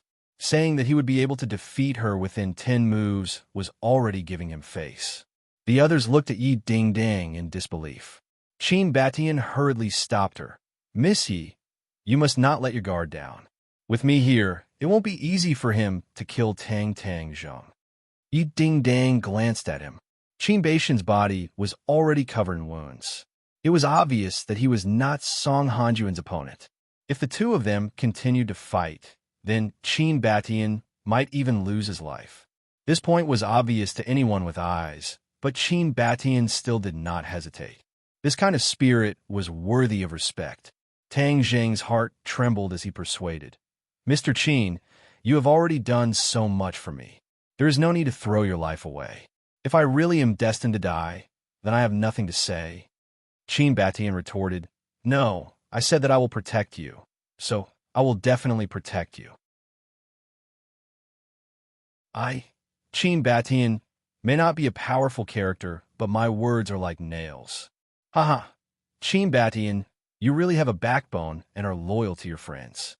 After I take care of Tang Zheng, I will naturally take care of you. Don't think that you are a big shot. The reason why you can stand firm in the capital is because we can't be bothered to take care of you. If we really wanted to take care of you, we could easily crush you to death." Song Han-jun said with disdain. "Come then." Qin Batian stepped forward. Yi Ding-dang hurriedly stopped him. "Song Han-jun, don't change the topic. I bet that you won't be able to defeat me within 10 moves. Do you dare to bet with me? You can't be feeling guilty, right? Haha, so the Song family is only SOSO? Song Han-jun's eyebrows twitched. "Humph. What do I not dare to bet with you? Since you are so intent on sending yourself to death, then I will fulfill your wish. However, I'm not prepared to kill you. If you lose, then you will accompany my son tonight." "Accompany Song Yu?" The meaning was too obvious. Yi Ding-dong's face flushed red as she glanced at the father and son pair. She did not expect that he would raise such a condition. Song Yu was slightly startled as she looked at her father. She suddenly realized that Yi Ding-dang could already be considered as his inner demons. If he could not obtain her and get rid of this inner demons, then his future martial path would be filled with difficulties. If he could get rid of this inner demons, then his future cultivation would be twice the result with half the effort. As someone who had been through this before, Song Han-jun was clearly very experienced. When Tang Zheng heard this condition, his eyes flashed with anger as he immediately rejected. "No, I won't bet with you. If you want to kill me, then do it." "Haha, Tang Zheng, I still thought that you were a little man who hid behind a woman. I never thought that you still had some backbone," Song Han-jun said with ridicule. Chu Xiaofeng sarcastically said with bad intentions. "What backbone does he have? He only knows how to hide behind others." "Chu Xiaofeng, don't make sarcastic remarks. You know very well who is usually hiding behind others. Without the Chu family, what are you? How could Yi Ding-dang tolerate her beloved being humiliated?" She immediately retorted. Chu Xiaofeng was poked in the back and his face was as red as a monkey's butt. He was so angry that smoke was coming out of his 7 orifices as he roared. I see that you are arrogant now, but in a moment you will know how to beg for mercy. Tang Zheng turned a deaf ear to these sarcastic remarks. He tugged at Yi Dingdong's sleeve and advised in a low voice, "Don't be impulsive. You go first. I have a way to escape." Yi Dingdang rolled her eyes at him and said, "What way do you have to escape?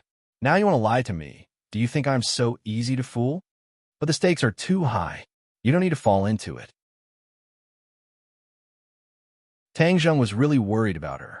After all, the difference in cultivation between the two sides was too great. Yi Dingdang shrugged and said without fear, "If the stakes are not high, how can it be fun? Could it be that you have so little confidence in me that you are afraid that I will lose?" Song Hanjun is not an ordinary person, Tang Zheng said with hesitation. Yi Dingdang stared at him. "Then I am not an ordinary person. Moreover, didn't you just teach me the wind-chasing sword technique? This is a good opportunity for Song Hanjun to test it out." Tang Zheng did not know whether to laugh or cry. He had just imparted the wind-chasing sword technique to her on a whim, and she was actually so confident.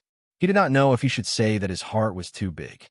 Could it be that you have no confidence in your own sword technique? Yi Dingdang stared at him and asked. Tang Zheng felt bitter.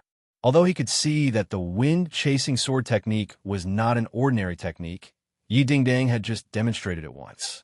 If she were to face an opponent like Song Hanjun, Tang Zheng did not have the confidence that she could last more than 10 moves. If she lost, then her loss would be too great. "Humph, since you have no confidence in me, then I will let you see my strength today.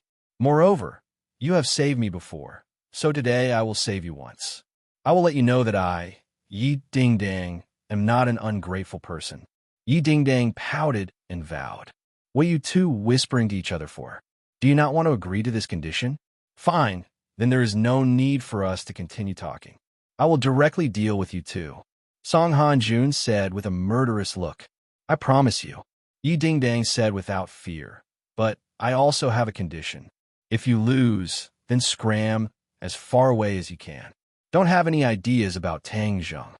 "Haha, this kind of situation will never happen." Song Hanjun laughed. "You don't dare to agree to this condition, right?" Yi Dingdang curled her lips and said with disdain, "What is there to be afraid of, I promise you?" Song Hanjun said with a smile, as if Yi Dingdang really was a lamb waiting to be slaughtered, allowing him to knead her however he wanted. Actually, Song Hanjun agreed to this bet because he wanted Yi Dingdang to willingly accompany Song Yu. This would not only get rid of Song Yu's inner demons, but it would also shut the Ye family's mouth. It was killing 2 birds with 1 stone. Moreover, he would not suffer any losses. It was a sure win situation. Now that things have come to this, there was no way to change it.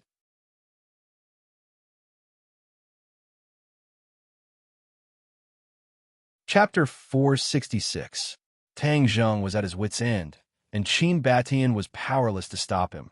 So he anxiously said, "Tang Zheng, what do we do now? If Miss Yi loses, that would be terrible." Tang Zheng wanted to shout to stop him, but it was of no use. Moreover, this would only distract Yi Dingdang. So the only thing he could do now was to hope for a miracle to happen. Will there be a miracle?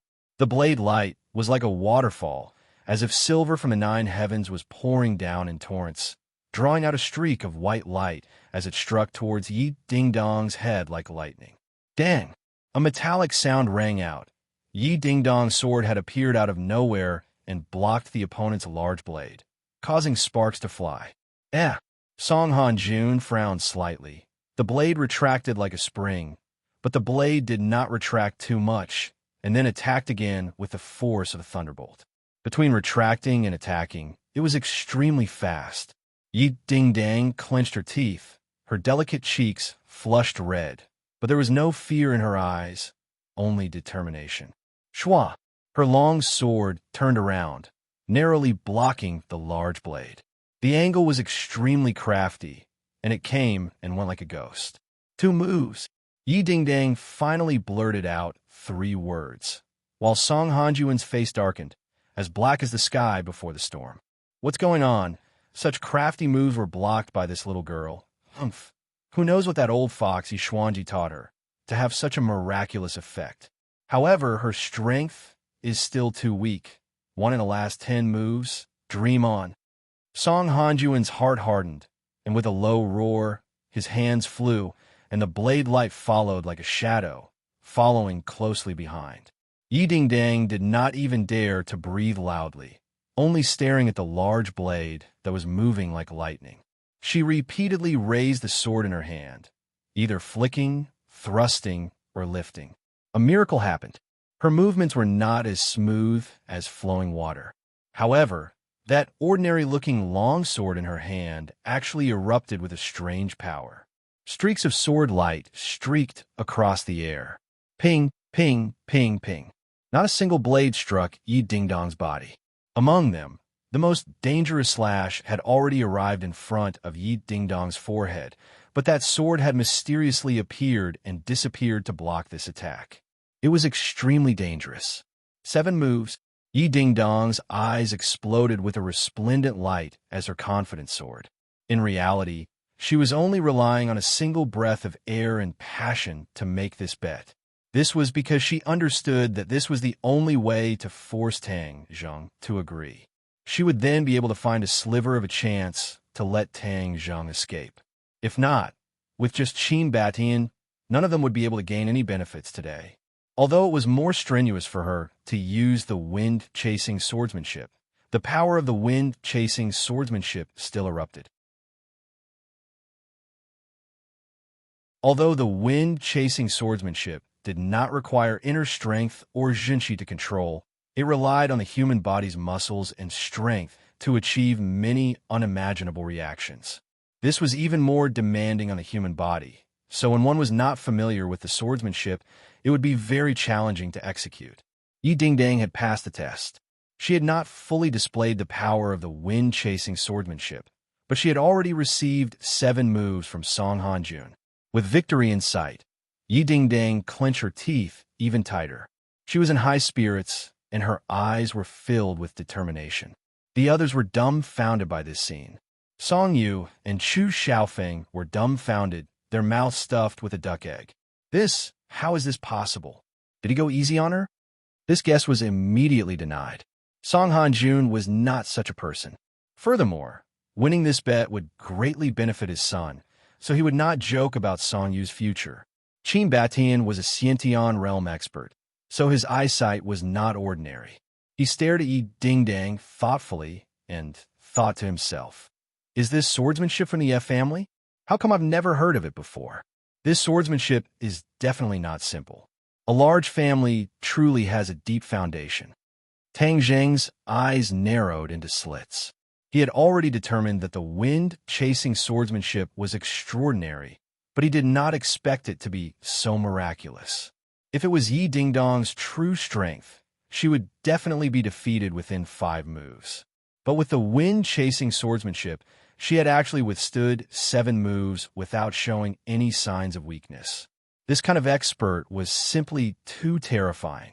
The things in Qi Yu's heart are indeed treasures. If I could take out all the good things in it, it would be an enormous treasure. Tang Zheng thought to himself, what swordsmanship is this? Song Hanjun had also noticed some clues. He could be considered knowledgeable, but he had never seen or heard of this swordsmanship before. If it was a swordsmanship from the Ye family, then he had never heard of it. If the Ye family had such a powerful swordsmanship, then everyone would have known about it. Wind-chasing swordsmanship. Yi Dingdong's face flashed with pride as the corners of her lips curled up. Wind-chasing swordsmanship. Song Hanjun was certain that he had never heard of this name before. Who taught you? Yi Dingdong's brows jumped as she disdainfully said, "Why should I tell you?" Song Hanjun flew into a rage. "Since you still want to show off, then I won't be polite." "Who told you to be polite?" Yi Dingdang retorted. Was Song Hanjun being polite? Of course not. He wished that he could defeat Yi Dingdang in 1 move. That way, he would truly be mighty. The Song family's reputation would also surpass the Ye family's. But things did not go as he wished. He used all of his strength, but it was all for naught. "Humph, I don't believe this." Song Hanjuan's eyes released a terrifying light as he roared. Watch my blade. Whoosh! The air in all directions was completely stirred up by this move. The wind rose and the clouds surged. There was a sudden flash of wind and thunder, as if a bolt of lightning was descending. The power of this move had not yet been used up. The other two moves came one after another. The power of these three moves overlapped as they attacked Yi Dingdang with a force that could topple mountains and overturn seas. Yi Dingdong's face was a bit pale, but she did not retreat an inch. Relying on the 3-foot-long sword in her hand, she continuously attacked. Every move was fast, ruthless, and accurate. Dang, dang, dang. Sparks flew everywhere as the sound of air exploding rang out from all directions. The stones embedded in the ground broke free from the bindings of the earth and flew up into the air, sending sand and stones flying. Yi Dingdang was in the center of the storm, but she did not move at all. She was like a sea-stabilizing needle. Move after move, her tension and relaxation were measured. She had the demeanor of an expert. Pooh! Spitting out a mouthful of blood, Yi Dingdong's face became deathly pale. But her legs seemed to have grown roots as they pierced into the ground and did not move an inch. Everything returned to calmness. Yi Dingdong's mouth gradually rippled. She had succeeded. A miracle had really happened. In a situation that everyone thought was impossible, she had actually withstood 10 moves. Tang Zheng had been saved. You lost. Her red lips slightly opened as Yi Dingdang faintly spat out these 3 words. She let out a sigh of relief in her heart as she revealed a relieved expression. Song Hanjuan's eyes widened in anger as he roared in disbelief. Impossible. The impossible had become possible. This was a miracle. Yi Dingdang had created a miracle. She had not only relied on the wind-chasing sword art, but more importantly, her courage and her affection for Tang Zheng. All of these added together to support her. Impossible, this is absolutely impossible. How could I not defeat you in 10 moves? Song Hanjun was furious as his eyes burned with anger. Suddenly, an ominous glint appeared in his eyes. His figure flashed as he charged towards Yi Dingdang. His thick broadsword slashed towards Yi Dingdang. Yi Dingdang had relied on her astonishing willpower to withstand these 10 moves. Once the 11th move was used, she would definitely lose. She raised the 3-foot-long sword, but the power was completely different from before. Kacha! The sword broke, and the thick blade struck Yi Dingdong's chest. The sound of bones breaking suddenly rang out as a large mouthful of blood spurted out from Yi Dingdong's mouth. She was like a kite with a broken string as she flew backwards. No one had expected Song Hanjun to shamelessly make a move after losing the bet. The entire hall was shocked. Ding dang. Tang Zheng rushed out. His steps were a bit shaky, but he still managed to catch Yi Dingdang before she hit the ground. He staggered back a few steps before stopping. However, he did not care about himself as he impatiently asked, Ding Dang, how are you? Yi Dingdang opened her eyes and smiled faintly. She stared at Tang Zheng, her eyes filled with satisfaction and longing. She stammered, I did my best. A stream of hot tears rushed into Tang Zheng's eyes. His voice was a bit choked as he hurriedly nodded and said, I know. You did very well. You won the bet and saved me. In the past, it was always you who saved me from danger. This time, I finally saved you. Yi Dingdang said with a smile, but her eyelids quickly closed. Tang Zheng turned pale with fright. He hurriedly shook her and shouted, Ding Dang, you can't sleep. You have to hold on. I'm so tired. I want to sleep. Yi Dingdang murmured as if she was sleep-talking. Your embrace is so warm. I want to lie in your embrace forever. I told you to lie down. Don't sleep. You can lie down for as long as you want.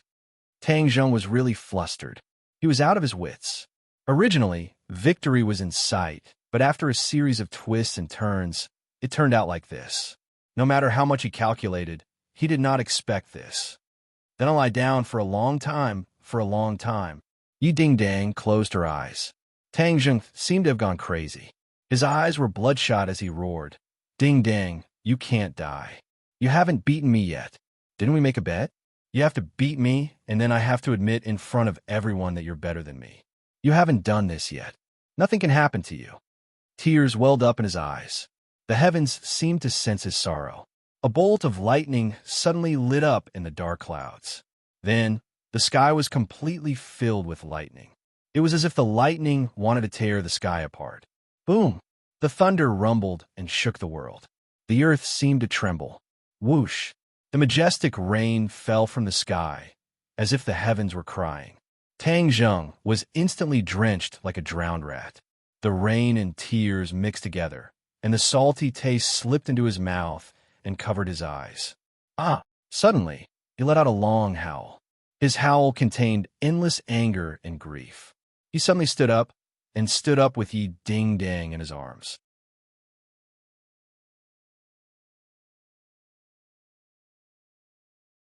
Chapter 467. When Song Han Jun saw the expression in Tang Zheng's eyes, his heart pounded wildly as a sense of fear welled up in his heart. How can this be? How can I be afraid of him? Right now, he's just an ant waiting for me to trample on. How can I be afraid of him?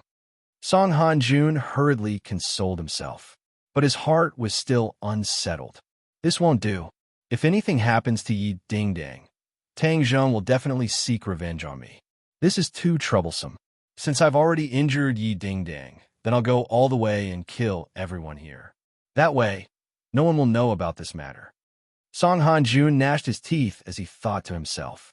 Tang Zheng glared at Song Han Jun, his eyes spitting fire. Song Han Jun, you're too despicable. You've clearly lost the bet, but you still want to act. I swear I won't let you off. If anything happens to Ding Dang, I'll definitely use your life as a sacrifice to Ding Dang. When Song Han Jun heard this, the killing intent in his eyes grew even more intense. Qin Batian also regained his senses as he roared with deep hatred. Song Han Jun, to think that you're a member of the Song family.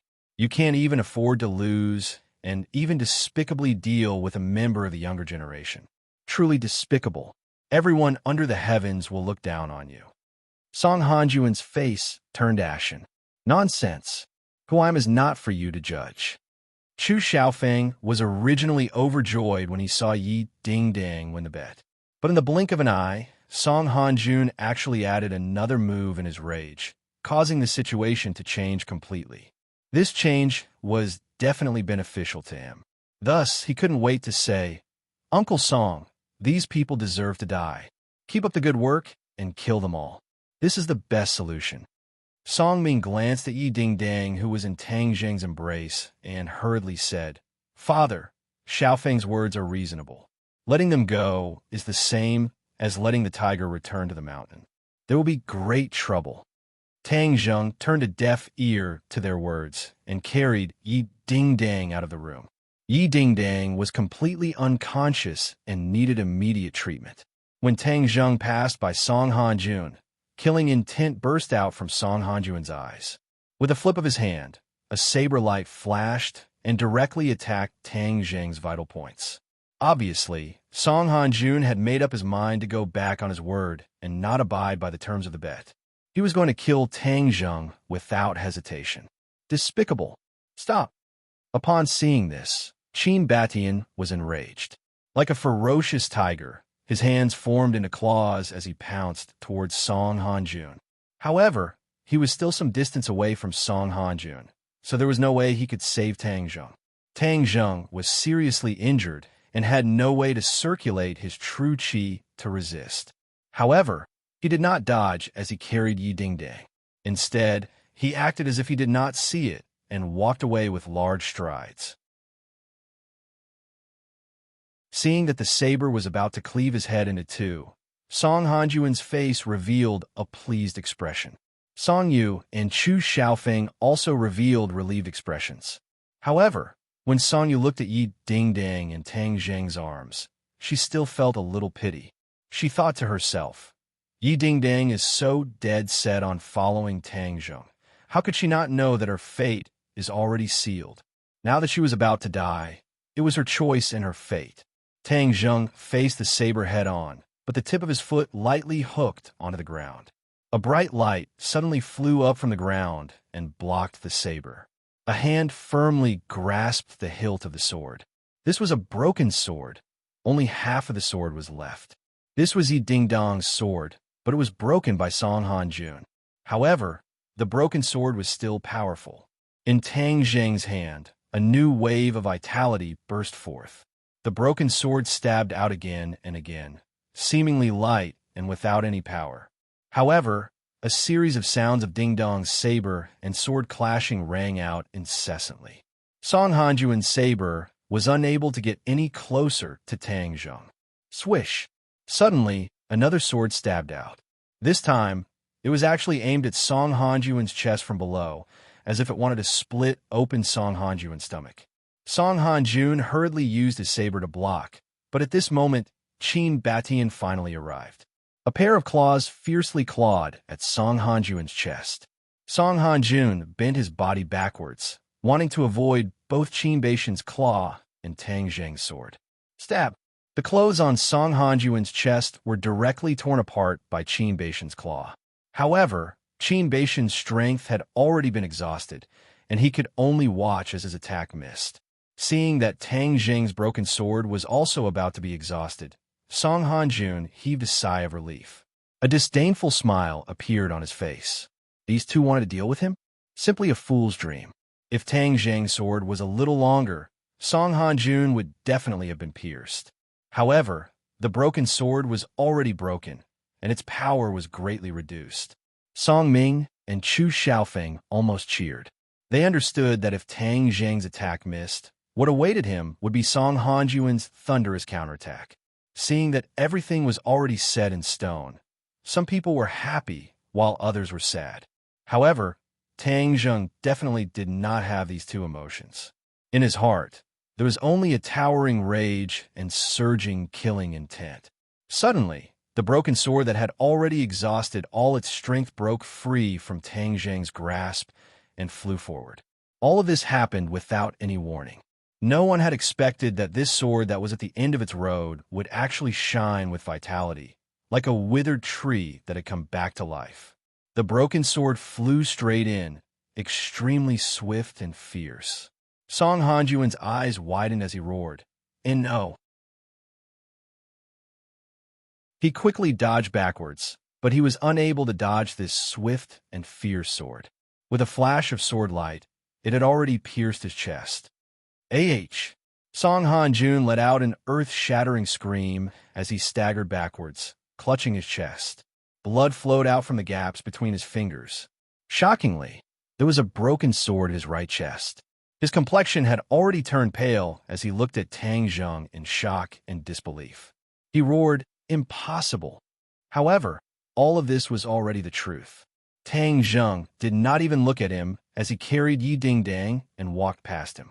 Meanwhile, Song Yu and Chu Xiaofeng looked at each other, their faces filled with fear. Seeing Tang Zheng walk over, they did not have the slightest bit of courage to stop him. Although everyone knew that Tang Zheng was already injured, his indomitable aura still made them not dare to underestimate him. Instead, a trace of fear appeared in their hearts. Tang Zheng did not look sideways as he carried Yi Ding-dang and walked out of the courtyard. He did not continue to pursue and kill Song Han-jun, because he did not have the ability to. The series of attacks just now had already exhausted what little strength he had left. If he continued to fight, he would definitely reveal a flaw. Song Han-jun had taken this sword strike, but it did not hit any vital points. Only his lungs were pierced, and as long as he received treatment in time, his life would not be in danger. However, because of this strike, Qin Batian had once again become the most powerful expert present. Song Han-jun clutched his chest and already had thoughts of retreating. Seeing Tang Zheng disappear into the rainy night, he did not have the courage to chase after him. Song Yu and Chu Xiaofeng finally woke up from their daze. Song Yu rushed to Song Han-jun and shouted with concern, "Father, how are you?" Song Han-jun gritted his teeth and said, "I won't die for the time being. This time I was careless. Let's go to the hospital." After which, he looked at Qin Batian and said, "Today's matter is not over." If Qin Batian wanted to kill the other party, it was not impossible. However, he did not have the determination to do so. Because he was not like Tang Zheng, he had too many misgivings. He knew that he was not a match for the Song family. Unless there was no other choice, he definitely did not want to meet them with weapons and completely block all paths. Song Hanjun and the other two also left. Qin Batian stood there in a daze, the scene from before still reverberating in his mind. Tang Zheng was covered in injuries, but he still managed to stab Song Hanjun. This was too inconceivable. Where's Tang Zheng? Yi Dingdang is injured. In this rain, where could he have gone? He immediately chased after him. However, there was only a curtain of rain left in the world, and Tang Zheng's figure was nowhere to be seen. Where did Tang Zheng go? He hugged Yi Dingdang and began to run as if he had gone mad. He ran in the rain with the water blooming around his feet and the rain hitting his body over and over again. It was already the 12th lunar month of the winter. After being drenched by the rain, his body was bitterly cold. Fortunately, he and Yi Dingdong's physique was not bad. Otherwise, just this rain alone would have taken their lives.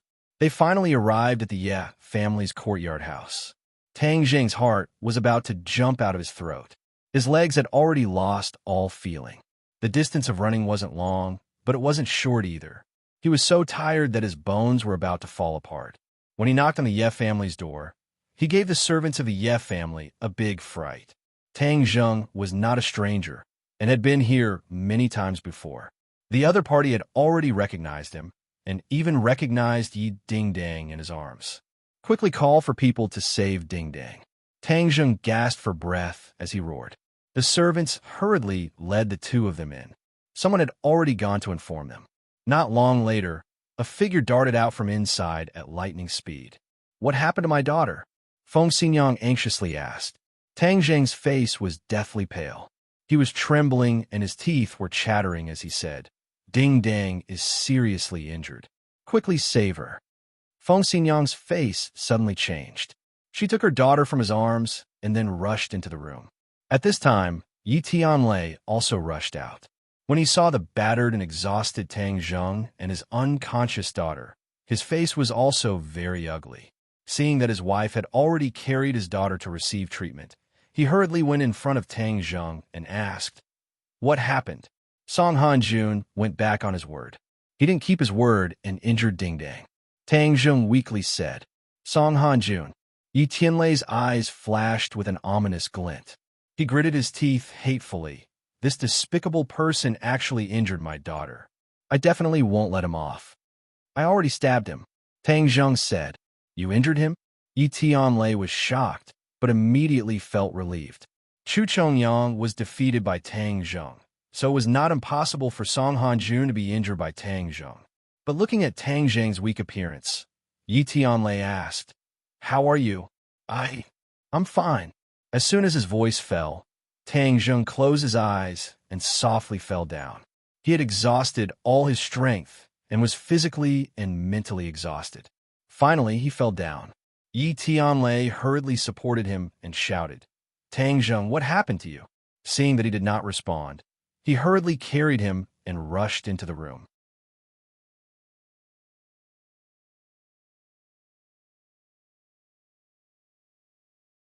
Chapter 468. The Ye family's mansion was in an uproar. When Yi Dingdang and Tang Zheng were sent to their respective rooms, the others also came one after another. Even Yi Xuanji was alarmed. Seeing Yi Tianlei walk out, Yi Tianming could not wait and said, Tianlei, why did you bring this person into the Ye family? Don't you know how much trouble he caused today? Yi Miyu curled her lips and echoed, That's right. Are you trying to drag our Ye family into the fire pit? Yi Tianlei's face darkened, and he coldly snorted. Could it be that I can just watch him die? Tang Zheng has nothing to do with the Ye family. What does his life and death have to do with the Ye family? Yi Tianming argued. You can do it, but I can't do such a thing. Yi Tianlei said angrily. Yi Xuanji's face darkened, and he shouted, Stop arguing. For an outsider, the two of you are arguing. What kind of scandal is this? Are we going to let outsiders laugh at our Ye family? The two brothers immediately fell silent. How is he? Yi Xuanji asked. Tang Zheng is fine. He just fainted from exhaustion. He will be fine after resting for a while. Yi Tianlei said. Yi Xuanji nodded calmly. Have you figured out what happened? It's Song Hanjun. He injured Ding Dang. Yi Tianlei said with fire in his eyes. The Song family made a move. Yi Xuanji and Yi Tianming were shocked. They looked at each other. Obviously, they did not expect the Song family to act so quickly. Previously, when the news of Chu Chongyang's death came, Yi Xuanji also had the thought of dealing with Tang Zheng. However, he suppressed this thought and prepared to wait and see. However, the Song family was obviously unwilling to be left behind and took the initiative to make a move. Even Song Hanjun couldn't succeed? This made the two of them even more suspicious. Humph! Song Hanjun is despicable and shameless. He took advantage of the situation but didn't gain any benefits. I heard that he was also injured by Tang Zheng. Yi Tianlei said, venting his anger. Song Hanjun was injured? Yi Xuanji and Yi Tianming's hearts were fiercely shocked. The two of them said in shock, Tang Zheng killed Chu Chongyang and still has the strength to deal with Song Hanjun. This is too unfathomable. The two of them actually felt somewhat fortunate. Fortunately, they hadn't been in a hurry to make a move. Otherwise, they would have ended up like Song Hanjun. That would truly be a joke to others. Don't even mention that he didn't hurt Song Hanjun. Even if he didn't hurt him, Song Hanjun made a move on Ding Dang, so I definitely won't let this go. Yi Tianlei hatefully said. Tianlei, don't act rashly. This matter is very complicated and not as simple as it seems on the surface. Moreover, because of what happened today, the capital will become even more chaotic. At this moment, if you don't see the situation clearly and act rashly, there will only be benefits and no harm. Do you understand? Yi Xuanji warned. But Song Hanjun hurt Ding Dang. Yi Tianlei unwillingly said. Yi Xuanji said with a heavy face, Ding Dong's matter will naturally be settled in the future. There's no need to rush. Yi Tianming glanced into the room and saw that Tang Zheng was lying on the bed, unconscious. He had a bright idea and said, since the Song family has spent so much effort to deal with Tang Zheng, and now that Tang Zheng has fallen into our hand without any resistance, doesn't that mean we can use Tang Zheng to make an issue out of it? No. Yi Tianlei decisively objected. Yi Tianming sneered. Tianlei, he has nothing to do with the Ye family. Is it necessary for you to protect him? In short, Tang Zheng falling into our hands is definitely a good thing for us. Whether we hand him over to the Chu family or Wu Zong, it will be of great benefit to the Ye family. If he was handed over to the Chu family, then they would definitely rope in the Chu family. At this moment, the Chu family needed foreign aid the most, and the Ye family extended an olive branch. The Chu family would definitely bite this hook and not let go. Yi Xuanji raised his eyebrows and seemed to be quite moved. When Yi Tianlei saw this, he was shocked and advised, absolutely not, father. Tang Zheng has been kind to the Ye family. Aren't we repaying kindness with enmity? Yi Ku, who had been silent, finally opened her mouth and asked curiously, Second uncle, you have always said that Tang Zheng has been kind to the Ye family, but why have I never seen him do anything to the Ye family? This. Yi Tianlei looked at his father. The matter of the life-continuing pill was a secret. Only the people involved knew about it.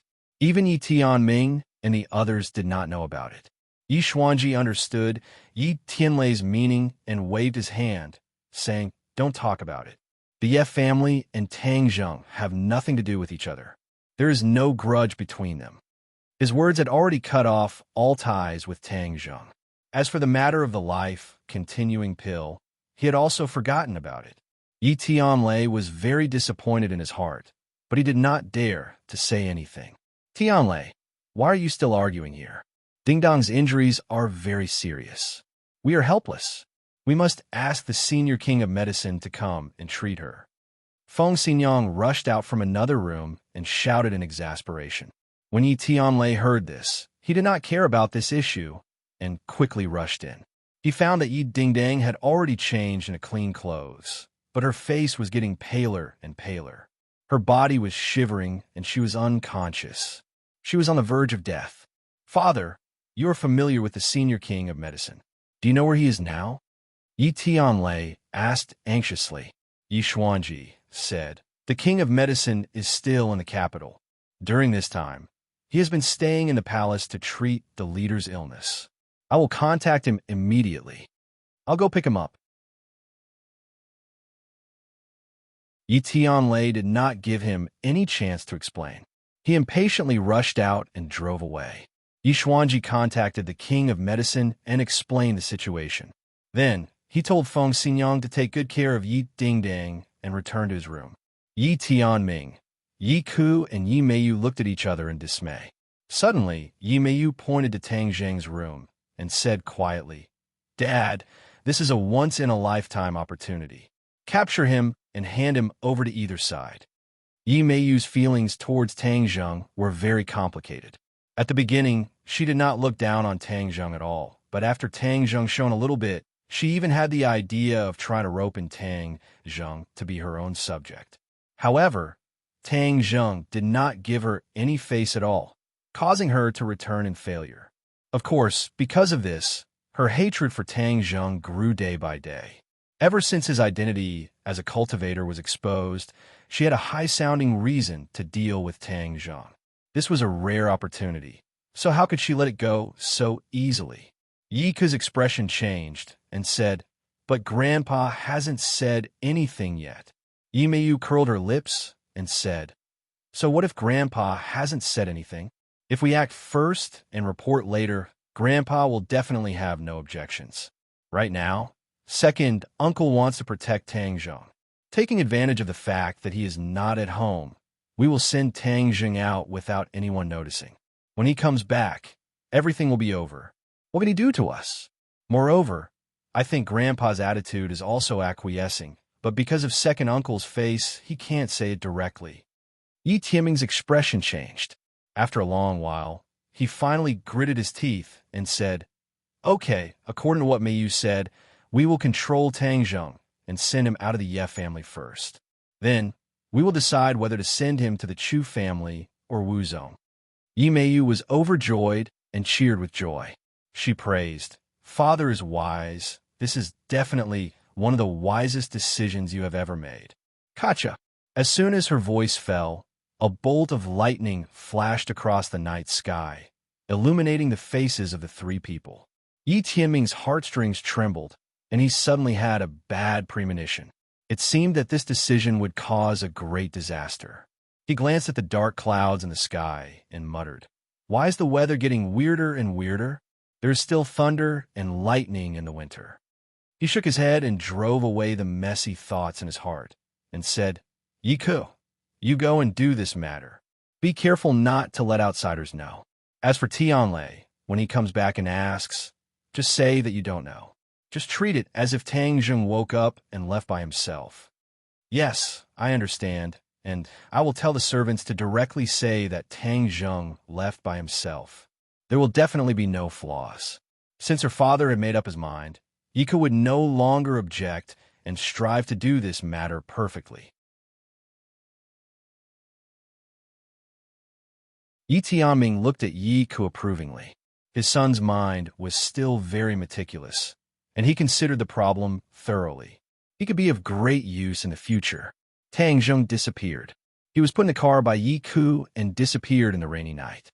Not long after, Yi Tianlei returned with King of Medicine. King of Medicine immediately started treatment for Yi Dingdang. Yi Tianlei and Feng Xinyang anxiously waited outside the door and kept pacing back and forth. "How is the little handsome brother?" Suddenly, Feng Xinyang asked casually. "He is lying in bed in a coma. I don't know if he woke up or not," Yi Tianlei said as he directly went to the room. But when he saw the empty room, he was stunned for a moment and immediately roared in anger. "Where is Tang Zheng?" The servant hurriedly ran over and said with trepidation, "He woke up by himself and then left." "Left? He was injured. Why didn't you stop him?" Yi Tianlei asked. The servant panicked and said, "We don't dare." Yi Tianlei coldly snorted and knew that it was useless to investigate. He was just worried about where Tang Zheng had gone. It was raining heavily outside. What if he encountered an enemy? But at this time, going out to find him was like looking for a needle in a haystack. It was useless. Yi Dingdang was still receiving treatment, and he was also unable to do anything. Feng Xingyang saw her husband come back with a livid face. She quickly asked about Tang Zheng's situation, but was told that he had left on his own.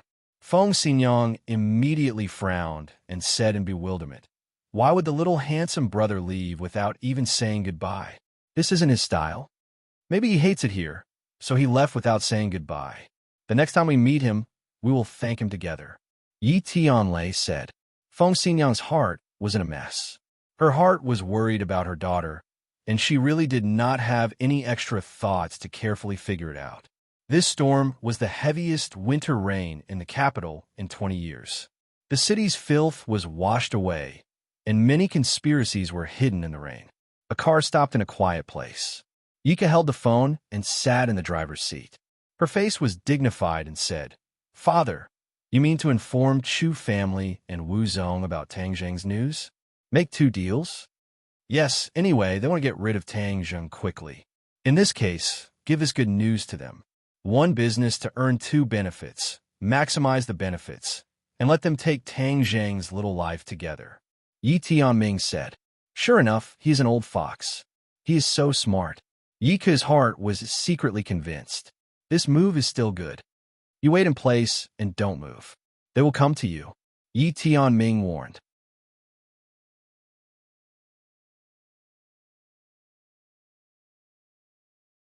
Chapter 469. Yika sat in the driver's seat and turned her head to look at Tang Zheng, who was lying in the back seat and could not move. His expression was very complicated. He had no direct conflict with Tang Zheng, but the appearance of Yi Tianlei interrupted his established steps and original life. Yi Tianlei returned to the Ye family, and the position of the next head of the family was undecided. Who will be the next head of the family? The more he thought about it, the more uncertain he was. From the time Yi Ku could remember, he was destined to become the successor of the 3rd generation of the Yi family. He had always been strict with himself, unlike Chu Xiaofeng, this kind of playboy who liked to play with cats and dogs and was insufferably arrogant. He was conscientious and prepared for his future. Even when Yi Tianlei had just returned to the Ye family, he did not feel an obvious threat, but since the appearance of Tang Zheng, Yi Tianlei's limelight gradually flourished. Yika finally felt threatened, so she couldn't wait to inform her father, Yi Tianming, to return to China. Tang Zheng caused all this to have a qualitative change. Therefore, his feelings about Tang Zheng were very complicated, and he muttered to himself, "Tang Zheng, don't blame me. All this is not what I want, but I have to do it for the Ye family and for myself." Dong dong. The car door was knocked, and Chu Xiaofeng's face appeared in front of the window. "Plus, you came quite quickly." Yika got off the car. Chu Xiaofeng's face was gloomy. This matter was really full of twists and turns.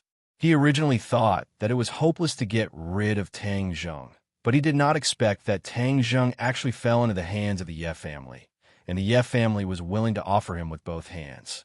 Of course, the Ye family refused. Chu Mingxian was preparing for Chu Chongyang's funeral, so he specially sent his son, Chu Xiaofeng, to come and receive Tang Zheng. According to their intention, since Tang Zheng had been captured, they would bring him to Chu Chongyang's coffin and use his blood to pay tribute to Chu Chongyang. Chu Xiaofeng stared at Tang Zheng in the back seat with fire in his eyes and said, "The Chu family will remember this matter." He opened the car door and dragged Tang Zheng out. Seeing that he had no intention of immediately solving Tang Zheng, Yiku asked, "What are you going to do?" "Of course we'll bring him back and kill him." "You still want to bring him back?" Yika's face sank. Her and Yi Tianming's intention was to let the Chu family and the martial organization deal with Tang Zheng together, so that they could sell 2 favors. Now that the people from a martial sect had not arrived yet, he could not let the Chu clan take him away just like that. Of course, Chu Xiaofeng frowned. "Is there a problem?" "There is no big problem, but the martial organization's people will come soon. You can take him away together." Yika said, "Martial ancestor?" Did you inform them too? The martial sect just so happens to have people in the capital, and Tang Zheng is a cultivator, so of course we have to inform them. Yika suddenly stared at a beautiful figure walking in the rainy night and said, "The martial organization's people are here." Chu Xiaofeng turned his head and looked. His heart was shocked, but he still resolutely said, "Tang Zheng killed my grandfather. I must take him away." "That depends on whether you have the ability." Marshall's voice floated from afar. Her voice fell, and she was already standing in front of the two people. Yika spread out her hands and shrugged, saying, "I have already handed him over to you. As for how to discuss how to deal with him, that is your business. I will not express my opinion." Marshall coldly said, "He is a cultivator. Of course he has to be handed over to the martial organization. No, he is the enemy of the Chu family. How can he fall into the hands of others? I must take him away." Chu Xiaofeng did not give in. Marshall disdainfully said, "Then do you have the ability?" "You." Chu Xiaofeng suddenly stagnated and his face turned red. "Don't go too far. This is the capital, not other places." The implication was that the Chu family was powerful in the capital, and even the martial organization had to have scruples and give the Chu family face. But Chu Xiaofeng still underestimated the pride of the martial organization. Marshall lightly swept a glance at him and said, "So what if it is the capital? If you don't want the Chu family to be destroyed, then hand over Tang Zheng to me and live with your tail between your legs. This way you can live for a few more days." Chu Xiaofeng had already received a lot of stimulation, and his emotions had reached the peak of eruption. Hearing these words, it was like a barrel of explosives that was immediately ignited. He did not care about the illustrious reputation of the martial organization, and immediately said angrily, "I will not hand him over to you. If you have the guts, then kill me. I want to see if the martial organization really can cover the sky with one hand." Holding on to Tang Zheng's two arms, he walked towards his own car, completely ignoring martial arts. Seeing this, Yika secretly cried out, but it was too late to persuade. She only saw Marshall's palm strike out and said, "If you want to die, then I will fulfill your wish." Marshall was a person who killed people without blinking an eye. Although she had suffered a lot in the hands of Tang Zheng, she had never suffered a loss in front of others. Chu Xiaofeng deliberately provoked her, and she had no intention of showing mercy. A roaring flame blade ruthlessly slashed at Chu Xiaofeng's back. Chu Xiaofeng suddenly felt a heat wave coming and was shocked and quickly threw Tang Zheng behind him.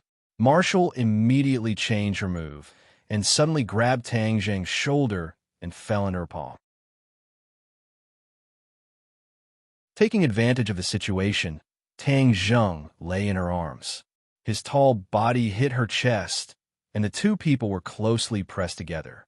Her heart could not help but shake. Chu Xiaofeng saw the cooked duck fly away. He glared and roared, "Give him back to me." Marshall did not talk nonsense with him, and directly offered him a roaring flame blade. Chu Xiaofeng retreated in embarrassment. He could only stare like a tiger watching its prey, but he did not dare to come forward to grab people. Marshall prepared to leave with Tang Zheng. Yika finally couldn't help but ask, "Are you going to deal with him? This is not a problem you should care about." Marshall did not look back and disappeared into the pouring rain with Tang Zheng, leaving the two people looking at each other, not knowing what to do. Chu Xiaofeng glared at Yi Ku and said, "You shouldn't have told this news to that smelly woman." Yika looked embarrassed. She and Yi Tianming originally hoped to maximize the benefits, but they did not expect Marshall to not play according to the routine and instead provoke Chu Xiaofeng. He could not let his hard work go to waste, and quickly advised, "Marshall will definitely kill Tang Zheng, and it can be considered as revenge for the Chongyang family head." Humph! Chu Xiaofeng was non-committal, snorted angrily, and turned away. Although Chu Xiaofeng was very unwilling, he believed that Tang Zheng was indeed dead, but not in his hands, but in the hands of Marshall. Would Marshall kill Tang Zheng? Of course not. He looked at the unconscious Tang Zheng and muttered to himself, "You are really too unexpected. You actually did such a big thing. I'm afraid that the capital will not tolerate you." The sect master has always wanted you to go to Marshall. It would be better to take this opportunity to take you there. However, she immediately remembered Tang Zheng's attitude towards this matter and was somewhat shaken. The sect master had once told her not to force Tang Zheng, and that everything had to be done voluntarily. If she took him away at this moment, it would definitely not be his original intention. Marshall thought hard and denied this point after a while. Tang Zheng was already unconscious. Where would the original intention come from? Moreover, this was also to protect him. Marshall smiled proudly, very satisfied with the excuse he found. However, the smile did not last long. In an instant, it disappeared completely, and his face became very dignified. More than 10 people walked out from the corner of the street, each holding an oil paper umbrella. Raindrops fell on the oil paper umbrella, and a curtain of water hung on the edge of the umbrella. Marshall looked at the more than 10 people and asked, "Who are you?" Marshall, don't you recognize me so quickly?" A familiar voice floated out from under the oil paper umbrella. The umbrella gently lifted up, revealing a beautiful face. Li Xiaotian. Li Xiaotian was smiling as he looked at Marshall, and his gaze lingered on Tang Zheng, who was in her arms. He smiled like a flower and said, "You acted really quickly. He actually fell into your hands." Back then, the two of them had not seen each other since they parted ways in the 10,000 huge mountains. However, Li Xiaotian had brought so many people to this moment. "Get out of the way," Marshall said expressionlessly. Marshall's smile did not diminish as he asked, "May I ask, what do you plan to do with him?" "This is a matter of the Marshall sect. You don't need to care," Marshall replied coldly.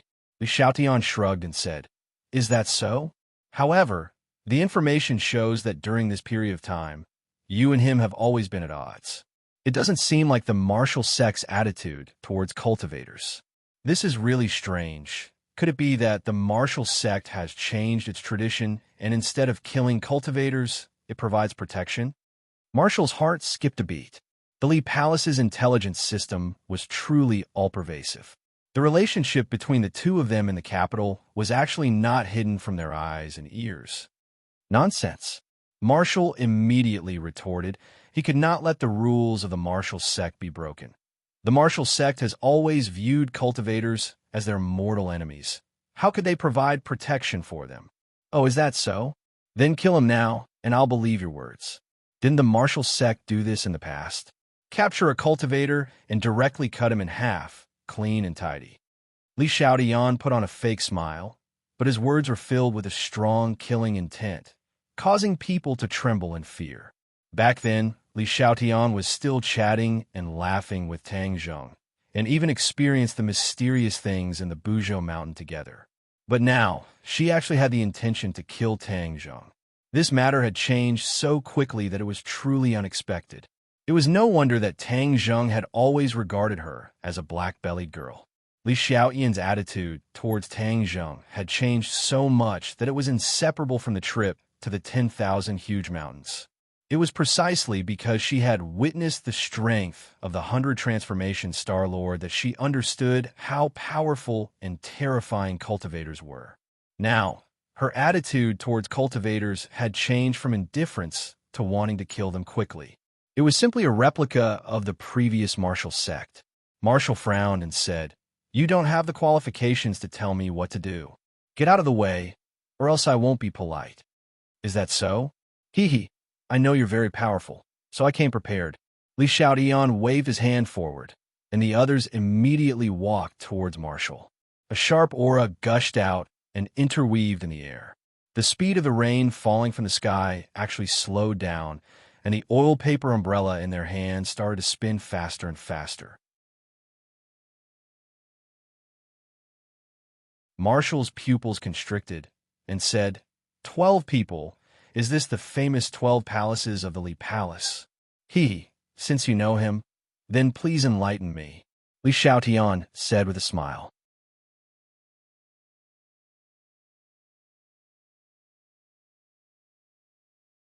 Chapter 470. The 12 of them moved in one breath, as if they were one person, quickly surrounding Marshall and Tang Zheng in the center, the oil paper umbrella quickly spinning. So. The sound of breaking air rang out. The raindrops were like bullets shot out from a gun barrel, covering the sky and covering the earth as they flew towards Marshall. Marshall raised his eyebrows, his entire body emitting killing intent. He stomped on the ground with one foot, causing the raindrops to fly up. As if they had a life of their own, they soared into the air. Marshall waved his hand, and a scorching wave of air rushed out in all directions. These water droplets seemed to have turned into small flames, quickly colliding with the raindrops that were like bullets. Bang, bang, bang. A series of explosions rang out. But before these sounds disappeared, the 10 of them moved like the wind, quickly changing their positions, and the encirclement became smaller and smaller. Whiz! An oil paper umbrella suddenly pierced out, straight for the space between Marshall's eyebrows. Marshall's expression did not change. He used roaring flame blade. In an instant, all the raindrops falling from the sky evaporated, and this roaring flame blade met the oil paper umbrella. The oil paper umbrella was blocked and bounced back, but the roaring flame blade did not take advantage of the opportunity to pursue because the other 3 oil paper umbrellas attacked at the same time. Furthermore, the attack was 10 plus or minus, and the position of the attack was completely different the top, middle, and bottom 3, with tacit understanding, murderous intent. Marshall immediately dealt with it, escaping from the 3 consecutive attacks, but the attacks of the 12 palaces were endless, one move after another. It was too much for the eyes to take in. Marshall's cultivation had already increased from the 1st grade natal stage to the 3rd grade natal stage. His fighting strength had soared, and he was not flustered by the continuous attacks. Instead, he was able to deal with them with ease. This battle was extremely intense. Both sides had their own strengths. Danger surrounded them, and the battle was difficult to determine. Li Xiaotian watched coldly from the sidelines. Unknowingly, she frowned and muttered, "The last time we met in the 10,000 Great Mountains, she was only at the 1st grade natal stage. Why is it that the fighting strength she is displaying has already surpassed the 1st grade natal stage, and even the 2nd grade natal stage?" In this period of time, Li Xiaotian had returned to Li Palace and cultivated tirelessly. She had also gained some benefits, reaching the 2nd grade natal stage, but she did not expect Marshall's cultivation to completely surpass her. This puzzled her no matter how she thought about it. But so what if he's a 3rd grade natal realm warrior? The 12 palaces' battle prowess can completely crush a 3rd grade natal realm warrior. The 12 people from the 12 palaces were all 1st grade Xiantian realm cultivators, and each of them was only in their 20s. They were only a few years older than Li Xiaotian. To be able to have such a cultivation at such a young age, they could be considered to be quite capable. However, these people had a fatal flaw. Li Palace had used a secret method to cultivate them to become experts. In other words, according to their true talent, it was impossible for them to reach the 1st grade of the Xiantian realm at their age. However, Li Palace could use a secret method to achieve this. However, there was a saying, pulling the shoots to help them grow. Although their cultivation could be improved quickly, their future achievements would not be great. They would be stuck at the 5th grade of innate realm for their entire lives, unable to reach the peak of martial arts. Their individual strength wasn't great, but when the 12 of them worked together, their battle prowess soared. This was the power of the 12 palaces. Their battle would be coordinated with a formation called the 12 Palaces Killing Formation. This formation could stack their strength and finally achieve the goal of killing enemies with higher cultivation than them. Change formation, Li Xiaotian coldly shouted, and the movements of the 12 people changed in an instant. Their footsteps became faster, and like a business, wisps of smoke floated around Marshall. Marshall hugged Tang Zheng with one hand and was no longer able to fight. She pulled out her belt and tied Tang Zheng to her back. With Tang Zheng on her back, she looked at the enemy without fear. Li Xiaotian felt Marshall's determination and said, "Marshall, why are you so stubborn? Kill Tang Zheng and we will leave. We will definitely not make things difficult for you." Li Palace and martial organization were, after all, members of the three mysterious organizations. Unless there was no other choice, Li Xiaotian did not want to shed all pretense of cordiality. Marshall bit her lips, took a deep breath, and said, "With me here, if you want to kill him, you have to ask my roaring flame blade first. You are very clear on the power of the 12 palaces. You are not their opponent. Even if you continue to fight, you will only lose." Li Xiaotian advised. Marshall stared angrily. Her eyes were firm and did not speak. Li Xiaotian already understood Marshall's thoughts. Today, there was no way to get the best of both worlds. Thus, he clenched his teeth and said, "Then there is nothing to talk about. Attack." The attacks of the 12 palaces suddenly became even more fierce. If it was a storm before, then it was now a tsunami. Wave after wave of attacks were like monstrous waves crashing towards Marshall. Marshall was like a small boat in the ocean, floating and sinking, resisting with difficulty. Marshall was very clear on the strength of the 12 palaces. She was not their opponent, but she would not admit defeat. Not only was this related to her pride, it was also related to the honor of the martial organization. How could the people of the martial organization admit defeat to the Li Palace? That way, she would not have the face to see the sect master. Even if she died in battle, she would not hesitate. From the corner of her eyes, she glanced at Tang Zheng, who was hanging his head on her shoulder, and thought, "Tang Zheng, it seems like we're going to die together today." For some reason, the charming scene in the 10,000 Great Mountains appeared in her mind. However, she immediately restrained her thoughts and faced the enemy's attack. Wu's roaring flame blade had already reached the point of perfection. Unknowingly, her palm had turned red, like a red-hot soldering iron. Streams of hot air rose up, and the rain in the sky turned into steam before it even landed on her palm.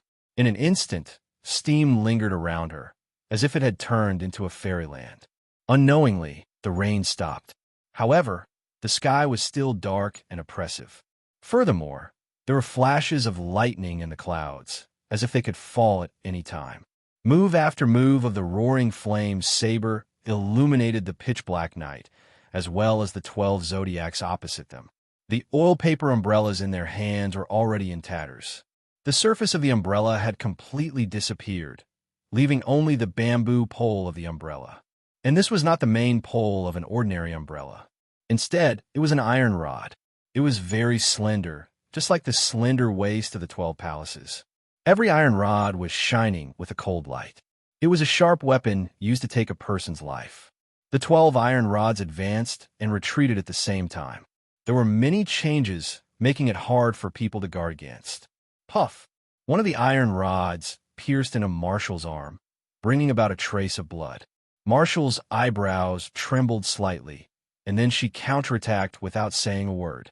After a successful attack, the opponent did not give chase and retreated unscathed.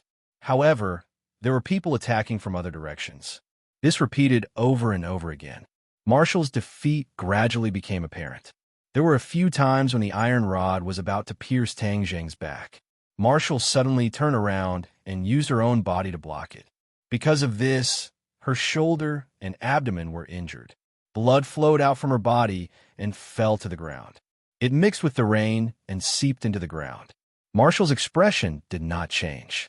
She was as firm as a rock. Li Xiaotian sighed and said, "Why are you doing this? He is a cultivator and you're a martial artist. You're natural enemies. Why are you not hesitating to sacrifice your own life for him?" Marshall did not know the answer. She only knew that Tang Zheng was extremely important to the martial sect. Furthermore, it was more likely that he was the sect master's descendant. How could she let anything happen to Tang Zheng? "Take her down. Just don't kill her." Li Xiaotian gave the final order. The attacks of the 12 palaces became more and more unpredictable. Suddenly, an iron rod pierced through Marshall's shoulder. A few people flashed behind her and grabbed Tang Zheng. With a fierce pull, the belt broke and Tang Zheng was separated from her body. Marshall seemed to have gone crazy. She did not care about the pain and roared, "No, Her hands quickly grabbed the iron rod on her shoulder and slashed at the iron rod with her roaring flame blade. Gotcha!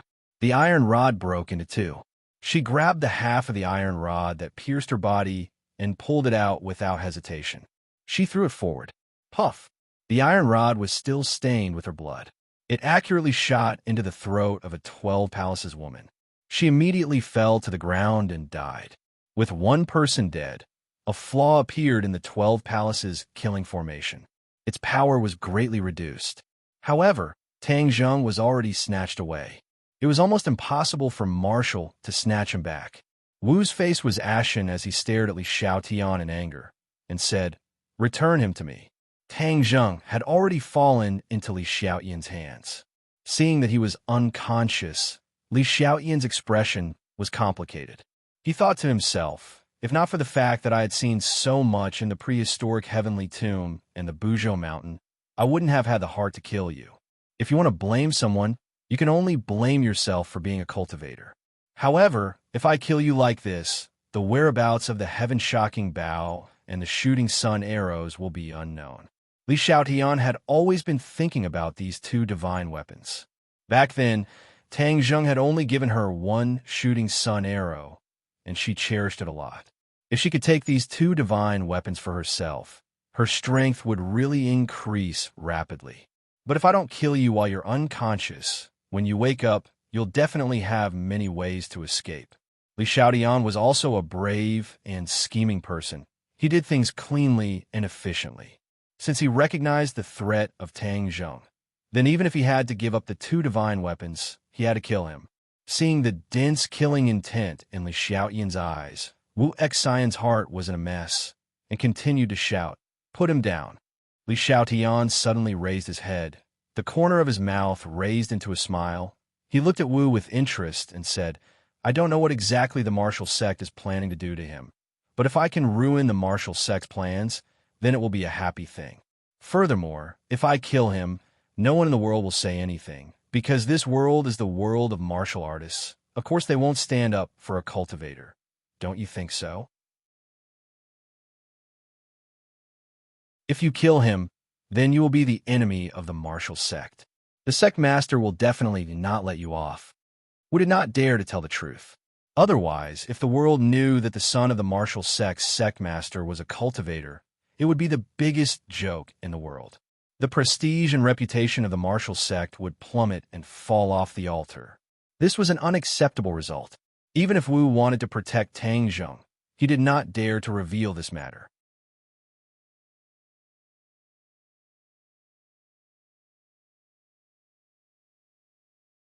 Chapter 471. Li Xiaotian suddenly grabbed Tang Zheng's neck. The powerful force was determined to break his neck in one go. "Don't!" Marshall subconsciously shouted to stop him, but it only attracted Li Xiaotian's cold smile. Boom! Suddenly, the sound of thunder in the sky caused the heaven and earth to tremble. Lightning tore through the night sky, illuminating the heaven and earth in a pale white. Whoosh! A ball of flame fell from the sky. It was as if a horn was blown. In an instant, dozens of balls of flame fell from the sky. Li Xiaotian's hand involuntarily stopped. He raised his head and looked at the sky in shock. What's going on? Balls of fire actually fell from the sky. Before Li Xiaotian could react, a few balls of flame fell in their direction. Li Xiaotian hurriedly shouted, "Dodge!" He grabbed Tang Zheng and dodged to the side, but a girl from the 12 Zodiacs was one step slower and was touched by the flames. It was as if she was drenched in gasoline. With a single touch, she turned into a large fireball in the blink of an eye. This flame was very strange. In less than a minute, that person was burned to ashes, leaving only a mournful scream that still echoed in everyone's ears. The 12 Zodiacs lost 2 members. The power was greatly reduced. The key was that everyone was looking at the sky in shock, not knowing what was going on. Roar!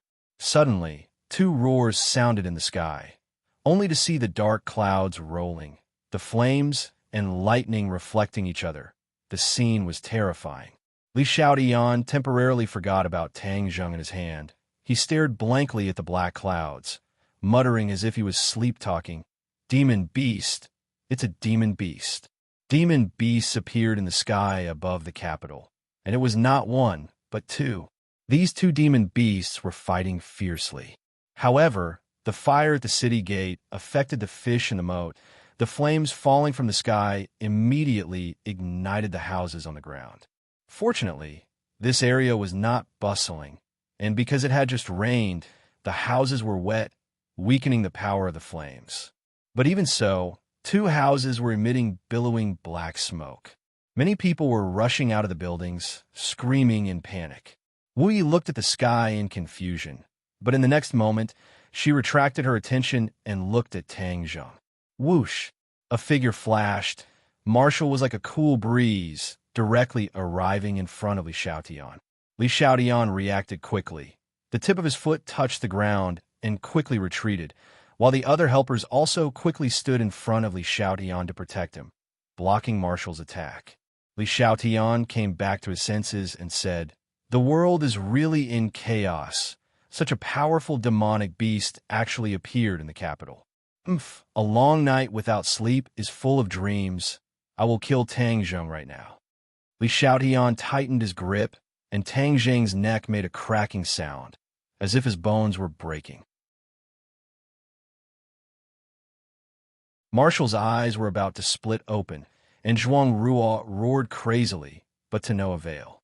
Just at this moment, a bolt of lightning and flame simultaneously landed on Li Xiaotian's position. Li Xiaotian hastily reacted and missed the opportunity to kill Tang Zheng. Li Xiaotian stomped his feet in hatred. He raised his head to look at the sky, only to see the black clouds dissipating, revealing the two colossal creatures hiding behind the black clouds. Li Xiaotian could not help but exclaim, "Thundercloud Beast." Yes, one of the colossal creatures in the sky was the Thundercloud Beast, and the other colossal creature was a pair of fiery red wings. The big bird spat out flames, dyeing the sky red. The Thundercloud Beast was not to be outdone. Lightning covered the sky as it fought with the big bird happily. What kind of demonic beast is this big bird? This question popped up in Li Xiaotian's mind, but in an instant, her attention shifted to Tang Zheng in her hands. Since the Thundercloud Beast had appeared in the capital, if she did not immediately get rid of Tang Zheng, then there would be no chance. If Tian Chanzi also appeared, then she would not have the chance to escape. But when she reacted, it was already too late. The Thundercloud Beast in the sky had already discovered Tang Zheng on the ground, and could not help but widen its eyes. It roared towards the sky, and like a whirlwind, it descended from the sky, heading straight for Li Xiaotian. The 12 zodiacs hurriedly blocked, but only saw a flash of lightning, and 10 people were immediately entangled by the lightning, turning into charcoal and falling to the ground.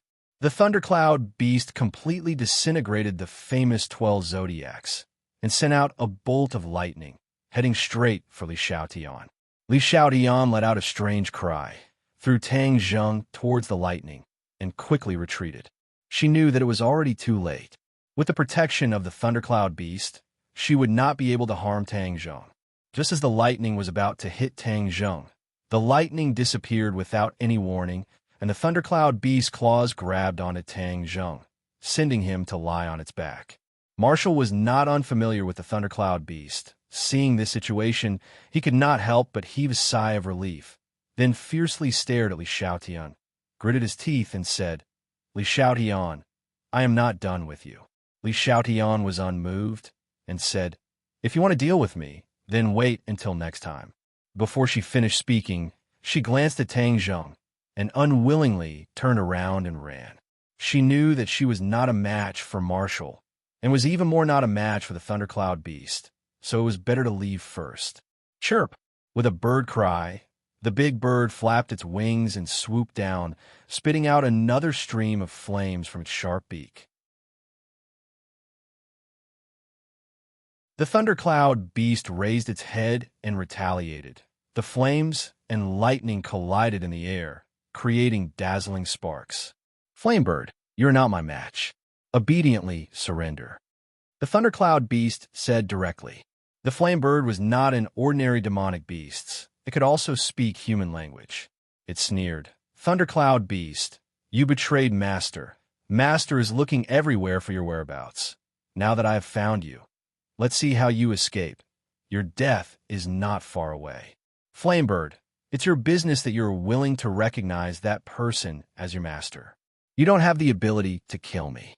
The Thundercloud Beast said angrily. Marshall listened to the conversation between the two at a loss. He was extremely curious about the master they spoke of. Just who could subdue such a powerful demonic beast? When I capture you, Master will definitely be very happy. The Flame Bird said excitedly. Then let's see if you have the ability. The Thundercloud Beast soared into the air and pounced towards the Flame Bird. The two demonic beasts fought in the sky in an earth-shattering manner. However, Tang Zheng acted as if nothing had happened and continued to sleep on the back of the Thundercloud Beast. Marshall stared blankly at the scene in the sky. He let out a long sigh and said faintly, "This time, the world is really going to be in chaos. How can such a huge commotion be hidden from the world?" Indeed, he cannot hide it. In the past few days, too many unbelievable things had happened in the capital. A few days ago, there was an earthquake, and just now, there was lightning and thunder, as well as a violent storm.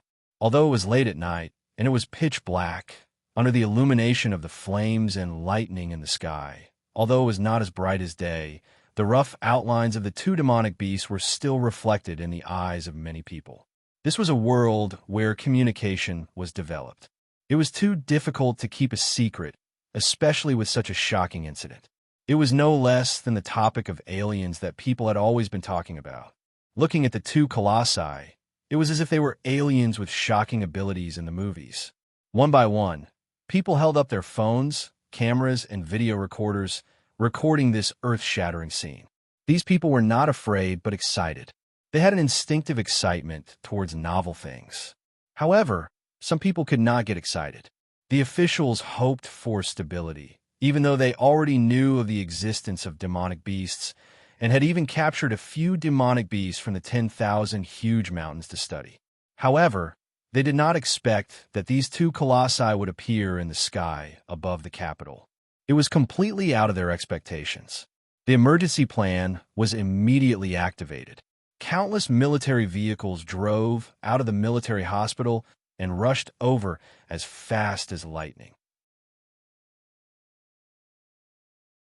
Then, they blocked the people who were watching the show. These few streets were immediately sealed off and became a temporary military restricted zone. Armed soldiers guarded every intersection, and even the police were not allowed to enter. A few military personnel walked in. The person in the lead was Major General Xing Feng, who had met Tang Zheng once in Dianan, and beside him was Kai Guibin. Xing Feng had a deep relationship with the Long family. Back then, he had informed Long Xianyuan and revealed Tang Zheng's whereabouts. But in the end, Tang Zheng had escaped unscathed. However, because Xing Feng had dealt with the demonic beasts, he was directly transferred from the Dianan military district to the capital military district. The officials attached great importance to the appearance of cultivators and demonic beasts. Although it was a secret, they had already started to make preparations internally. Among them, a new organization called the Dragon Group was established to deal with this kind of troublesome matter. Because Xing Feng had relevant experience, he was temporarily transferred to the position of team leader of the Dragon Group. Although he was only a team leader, he had the right to report to the highest leader of the country. Therefore, Xing Feng could be considered to have been promoted. Kai Guibin had also risen in rank. He had already been promoted from captain to vice division commander. It could be said that he had completed a huge leap in his life. However, no one expected that not long after the establishment of the Dragon Group, two demonic beasts would appear in the capital without any warning. What kind of place was the capital? This was the central hub of country. It was like the heart of a person. Yet, such a huge situation had occurred here. That would be a dereliction of duty for the Dragon Group. Therefore, Xing Feng and Kai Guibin's expressions were not very good. They took large strides, and many soldiers followed in an orderly manner. The two of them looked at the scene in the sky. Xing Feng's face was ashen as he said, "Think of a way to get them down first." In the sky, under the watchful eyes of everyone. What other secrets could there be? It will only make things worse. Kai Guibin nodded his head in agreement. He waved his hand behind him, and a few fully armed people quickly walked up and stood at attention. Go, get them down, Kai Guibin ordered. Yes. This group of people accepted the order without any hesitation, as if they completely ignored the huge monster in the sky. They were not afraid at all. Whoosh, whoosh, whoosh, flames shot out from the backs of these soldiers. They soared into the sky like rockets. They actually flew.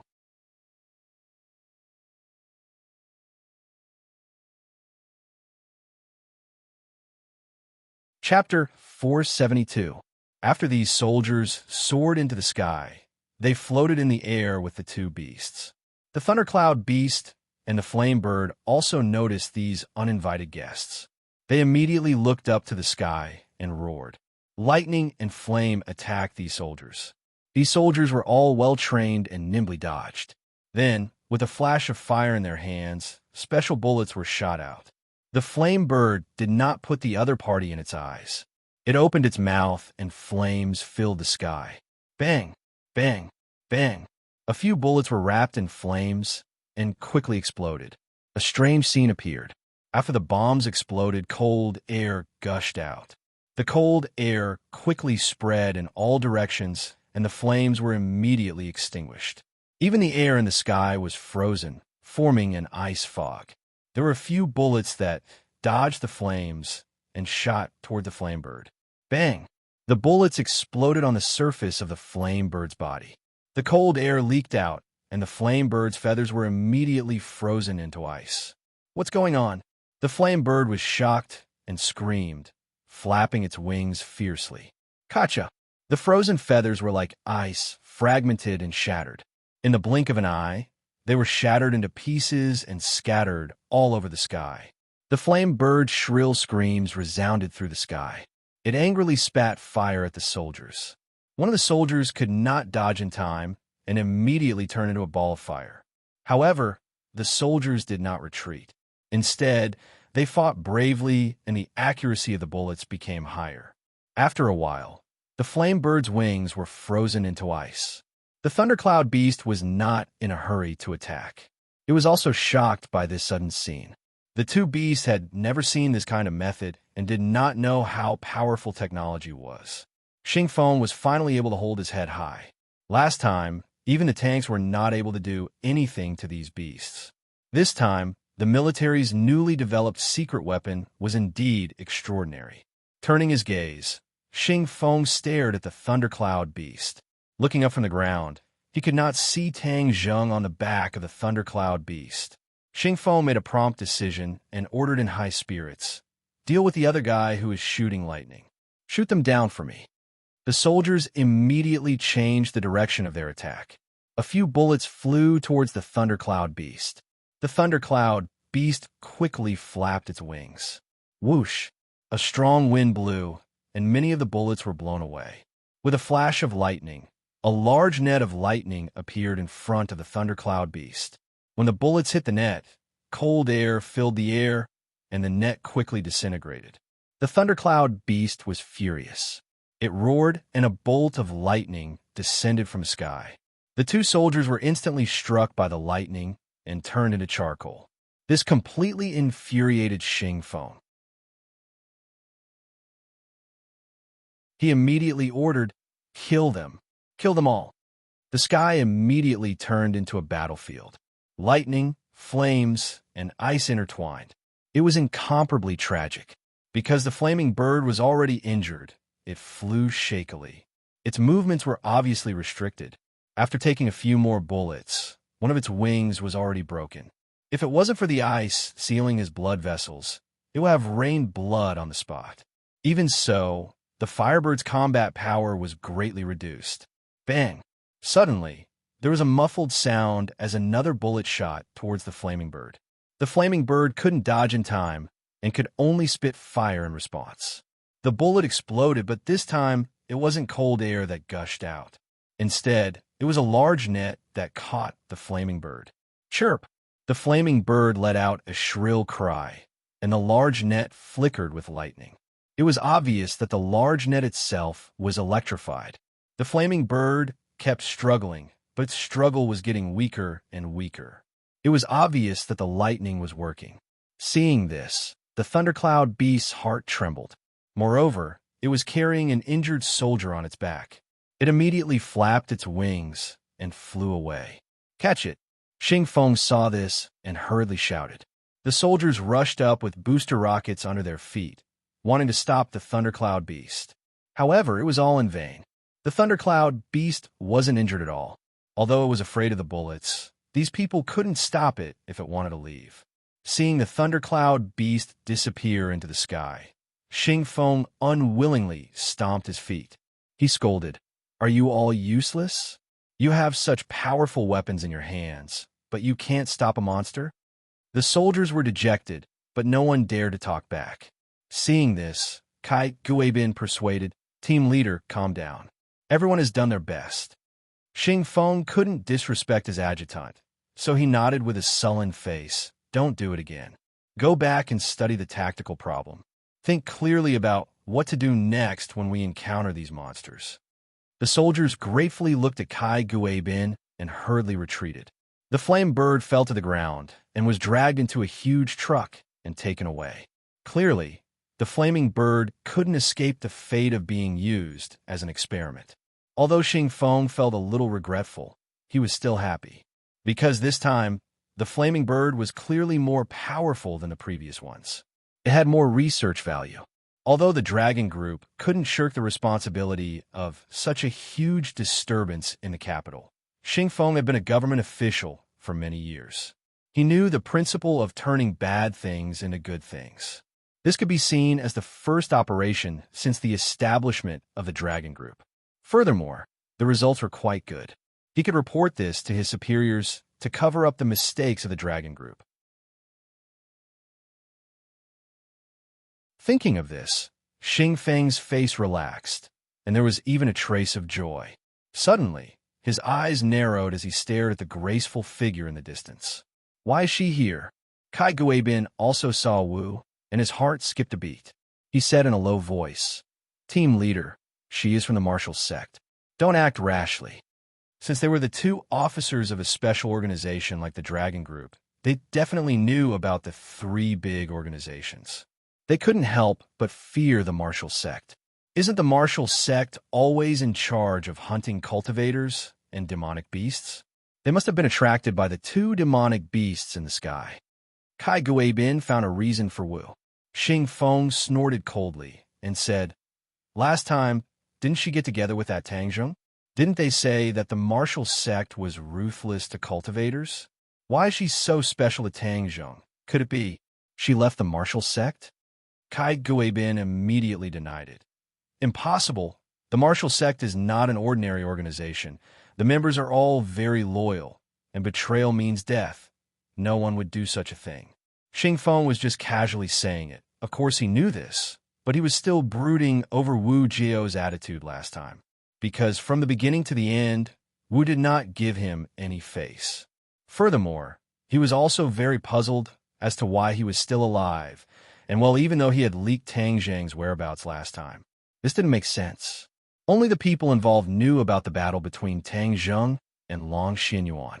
Even if Xing Feng scratched his head, he still couldn't figure out the reason behind it. In the future, when the Dragon Group grows stronger, what martial sect, it won't be a problem. If they dare to act recklessly, we will still take care of them. Xing Feng thought to himself. She did not expect the military to come over and capture a demonic beast at lightning speed. She looked at the other party with a complicated expression. She did not know why the military's strength would increase so quickly in such a short period of time. Of course, she did not know what the power of a country was or what the power of a country's machinery was. When this big machine felt threatened and started to operate quickly, the power that it burst out was unimaginable. Moreover, today was different from the past. Technology was different from the past. After the power of technology was displayed, it was truly hard to imagine. The secret weapon this time, those special bullets, were the result of science and technology. The corpses of werewolves obtained last time and the demon beasts captured from the 100,000 Mountains were greatly beneficial to the relevant research departments. Thus, they developed weapons that specifically targeted demon beasts and cultivators.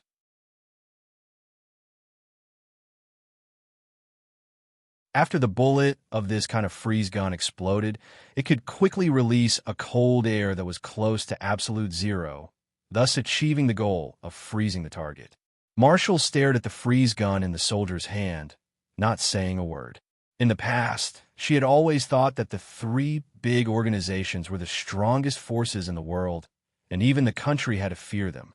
Now, it seemed that she had underestimated the power of the country. This was no longer the ancient times, and it was not an era where a few powerful individuals could control a country. Marshall seemed to be deep in thought, but he did not continue to stay. Instead, he chased after the thundercloud beast with large strides. "Stop!" Suddenly, Xing Feng shouted. Marshall stopped in his tracks, frowned, and stared at him, asking, "What is it?" In the future, Marshall's sect should not cause trouble in the capital, or else the Dragon Group will definitely not be lenient. Xing Feng felt that it was necessary to clarify his attitude to the other party. Dragon Group? Marshall looked at him suspiciously. "Yes, the Dragon Group that I lead specializes in dealing with you people who are not ordinary people. If I catch any evidence of your crimes, I will definitely punish you severely," Xing Feng said firmly. Wu rolled his eyes at him and said coldly, boasting shamelessly. After saying that, his figure flashed and disappeared on the spot. Xing Feng flew into a rage. "What kind of attitude is that? I think it's not just cultivators. These martial artists are also the root of the problem and must be eradicated. As the saying goes, heroes use martial arts to break the law. These people's unstable nails must be removed one by one." Kai Guibin's expression was somewhat ugly as he awkwardly said, "Leader, there are many martial artists in the army, so martial artists are not the root of the problem." Xing Feng was not a martial artist, but he also realized that his words were too broad, so he added, "I'm talking about these unrestrained martial artists. Of course, I'm not referring to the elite martial artists in our army. Moreover, the research department is currently researching a new drug, which is said to be extracted from those demonic beasts. After our soldiers are injected with those drugs, they will no longer be afraid of those demonic beasts." Kai Guibin hesitantly said, "This method might not work, right? What's wrong with that?" "Let me tell you, the intelligence shows that the Atlantic Empire has been researching this kind of divine medicine, and a super soldier plan has been carried out for many years, but there has been no results. But this time, our country is ahead of them, and in the future, our super soldier will definitely sweep the world, and no one will be our opponent, and our Dragon Group will become the most powerful organization in the world."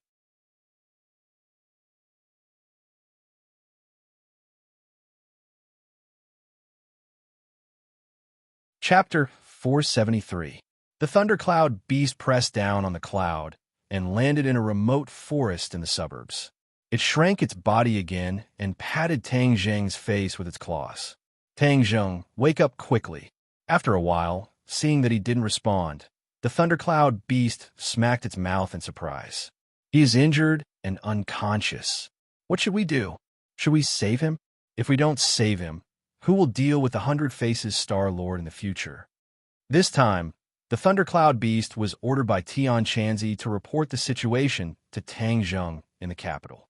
On the way, it happened to encounter the flame bird. The thundercloud beast was no stranger to the flame bird. They had crossed swords in the 100,000 Mountains. Seeing the flame bird acting sneakily, the thundercloud beast became suspicious. In the end, it followed the flame bird all the way to the capital. Unexpectedly, it was discovered by the flame bird. The two sides met and fought. During this time, the thundercloud beast finally figured out one thing. The 100 Faces Star-Lord had already gathered most of the demonic beasts in the 100,000 Mountains and called these demonic Beastmaster. The flame bird had submitted to the 100 Faces Star-Lord. The two sides fought with all their might, resulting in lightning flashes, thunder rolls, and a storm. But who would have thought that because of this, the thundercloud beast would coincidentally meet Tang Zheng and even save him? The thundercloud beast was originally subdued by Xiao Bai and was tied to the rope of Tang Zheng. Just like what the flame bird said, if it was caught by the 100 Faces Star Lord, it would definitely lose its life. Although the thundercloud beast was a monster, its intelligence was not lower than a human's. Of course, it understood the seriousness of the matter. The flame bird sneaked into the capital. It must be up to something. I wonder what secret mission the 100 Faces Star Lord gave it. The thundercloud beast tilted its head and was puzzled. In the end, it had no choice but to focus on Tang Zheng. Let's wake him up first. The thundercloud beast opened its small mouth and spat out an inner core. The surface of the inner core was intertwined with lightning. The inner core floated above Tang Zheng's head. A small lightning bolt jumped down from the inner core and landed on Tang Zheng's body. Lightning flashed, and the lightning immediately wrapped around Tang Zheng, crackling nonstop. However, Tang Zheng was not injured in the slightest. His expression was serene, as if he was in a deep sleep. The sky was turning bright, and the lightning on the surface of the inner core was getting weaker and weaker. The thundercloud beast was obviously very tired. It opened its mouth and swallowed the inner core into its stomach. He's fine now. The thundercloud beast muttered tiredly as it lay beside Tang Zheng. Suddenly, its ears perked up as it vigilantly looked at a large tree in the distance. "Who is it? Come out!" The thundercloud beast shouted warily. She had spent a lot of effort to find the thundercloud beast in Tang Zheng.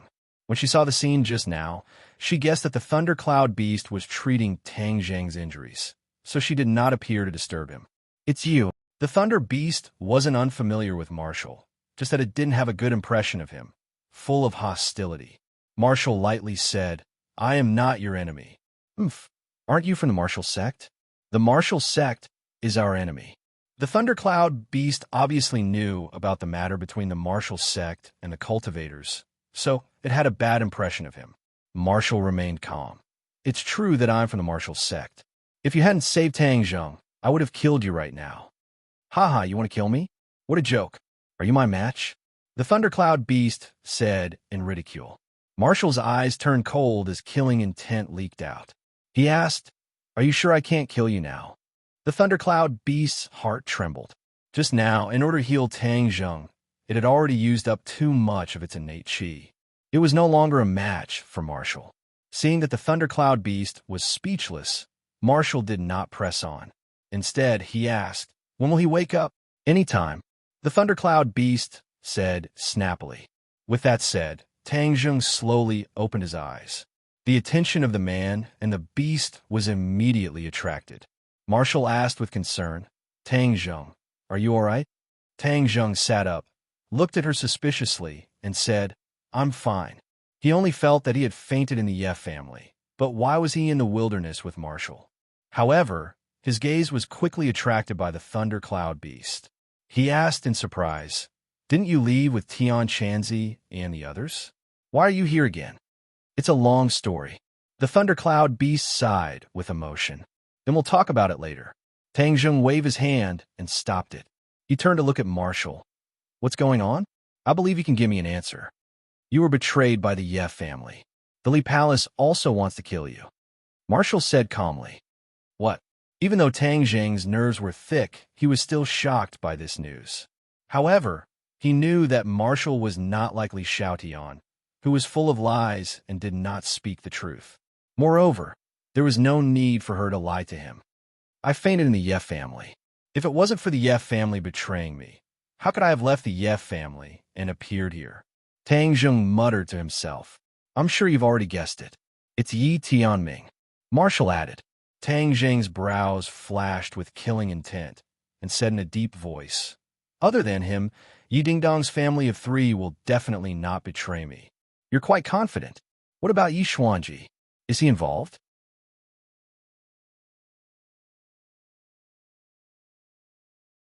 Tang Zheng asked. "I don't know about that." Tang Zheng started to think. The situation was getting more and more complicated. It seemed that his relationship with the Yeh family had really come to an end. What should he do? Go back to the Yeh family and denounce them? What a joke. The other party could directly deny it.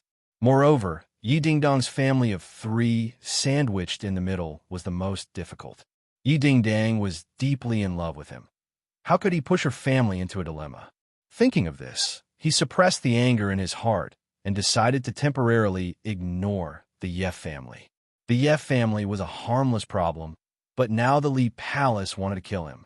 Wasn't this kind of thing done by the Marshall Organization? When did the Li Palace start to meddle in other people's business? I'm sure it was Li Xiaotian who personally took action. Tang Zheng asked. Your guess is very accurate. I even suspect that you were unconscious before. Marshall joked, but it was repelled by you. It wasn't me. Marshall shook her head and pointed to the shrunken thundercloud beast. It was him. Although you were unconscious for a short time, many things happened. I believe you will be interested. Marshall did not hide anything. Not only did she tell him about the battle between the thundercloud beast and the flame bird, she also emphasized the performance of Xing Feng's team. Dragon Group. Tang Zheng frowned deeply and exclaimed, the officials actually established such an organization, and they even have the new weapon you described. Even such a powerful demonic beast like the blazing bird was captured alive. Truly a scholar who has been away for 3 days. I have to look at you in a new light. He still remembered the scene when he met Xing Feng and Dianan. At that time, he was in complete control of the situation. He did not expect that the officials would not catch him, but instead create this dragon group. It seems that not only do I have to be careful of the Li Palace, I can't even lower my guard against the officials. Tang Zheng rubbed his nose and laughed self-deprecatingly. Are you afraid? As long as you return to the Marshall Organization with me, no one can hurt you. Marshall advised. Tang Zheng laughed involuntarily. You are very good at persuading people. If I go to the Marshall Organization, maybe no one can deal with me. Of course. Don't look at how happy these people are. Would anyone dare to go to the Marshall Organization and ask for someone? That's purely because they don't want to live. Marshall said confidently. Tang Zheng obviously understood this point, but he still shook his head and refused without hesitation. Thank you for your good intentions. Marshall's face dimmed, but then his fighting spirit rose. I said that I would wait until the day you go to the Marshall Organization. I will not give up. Tang Zheng shrugged, speechless. If there's nothing else, I'll take my leave first. Tang Zheng said. Now that the pool of water in the capital has been blown up, be careful not to turn it into a big wave that will push you to the bottom. Also, Chu Chongyang is dead. The balance of power in the capital for so many years will quickly be reshuffled. You better pray for yourself. Marshall reminded. Thank you for your reminder. Tang Zheng did not even turn his head. The thundercloud beast quickly followed, and when he was sure that Marshall had been left far behind, he asked in a low voice, Thundercloud Beast, how are Tian Chanzi and the Witch Clan? They have already found the monastery. The small country over there is in turmoil. Whoever is strong will be able to stand firm. No one is their match. The Thundercloud Beast said proudly. Tang Zheng believed in their strength. Moreover, with Tian Chanzi, who had lived for thousands of years, dealing with them, he could indeed guarantee their safety. The 100 Faces Star-Lord has already gathered all the demonic beasts in the 10,000 huge mountains. Although I don't know what he plans to do, it's definitely not a good thing. The Thundercloud Beast said. Tang Zheng's heart trembled. The name 100 Faces Star-Lord meant unknown danger.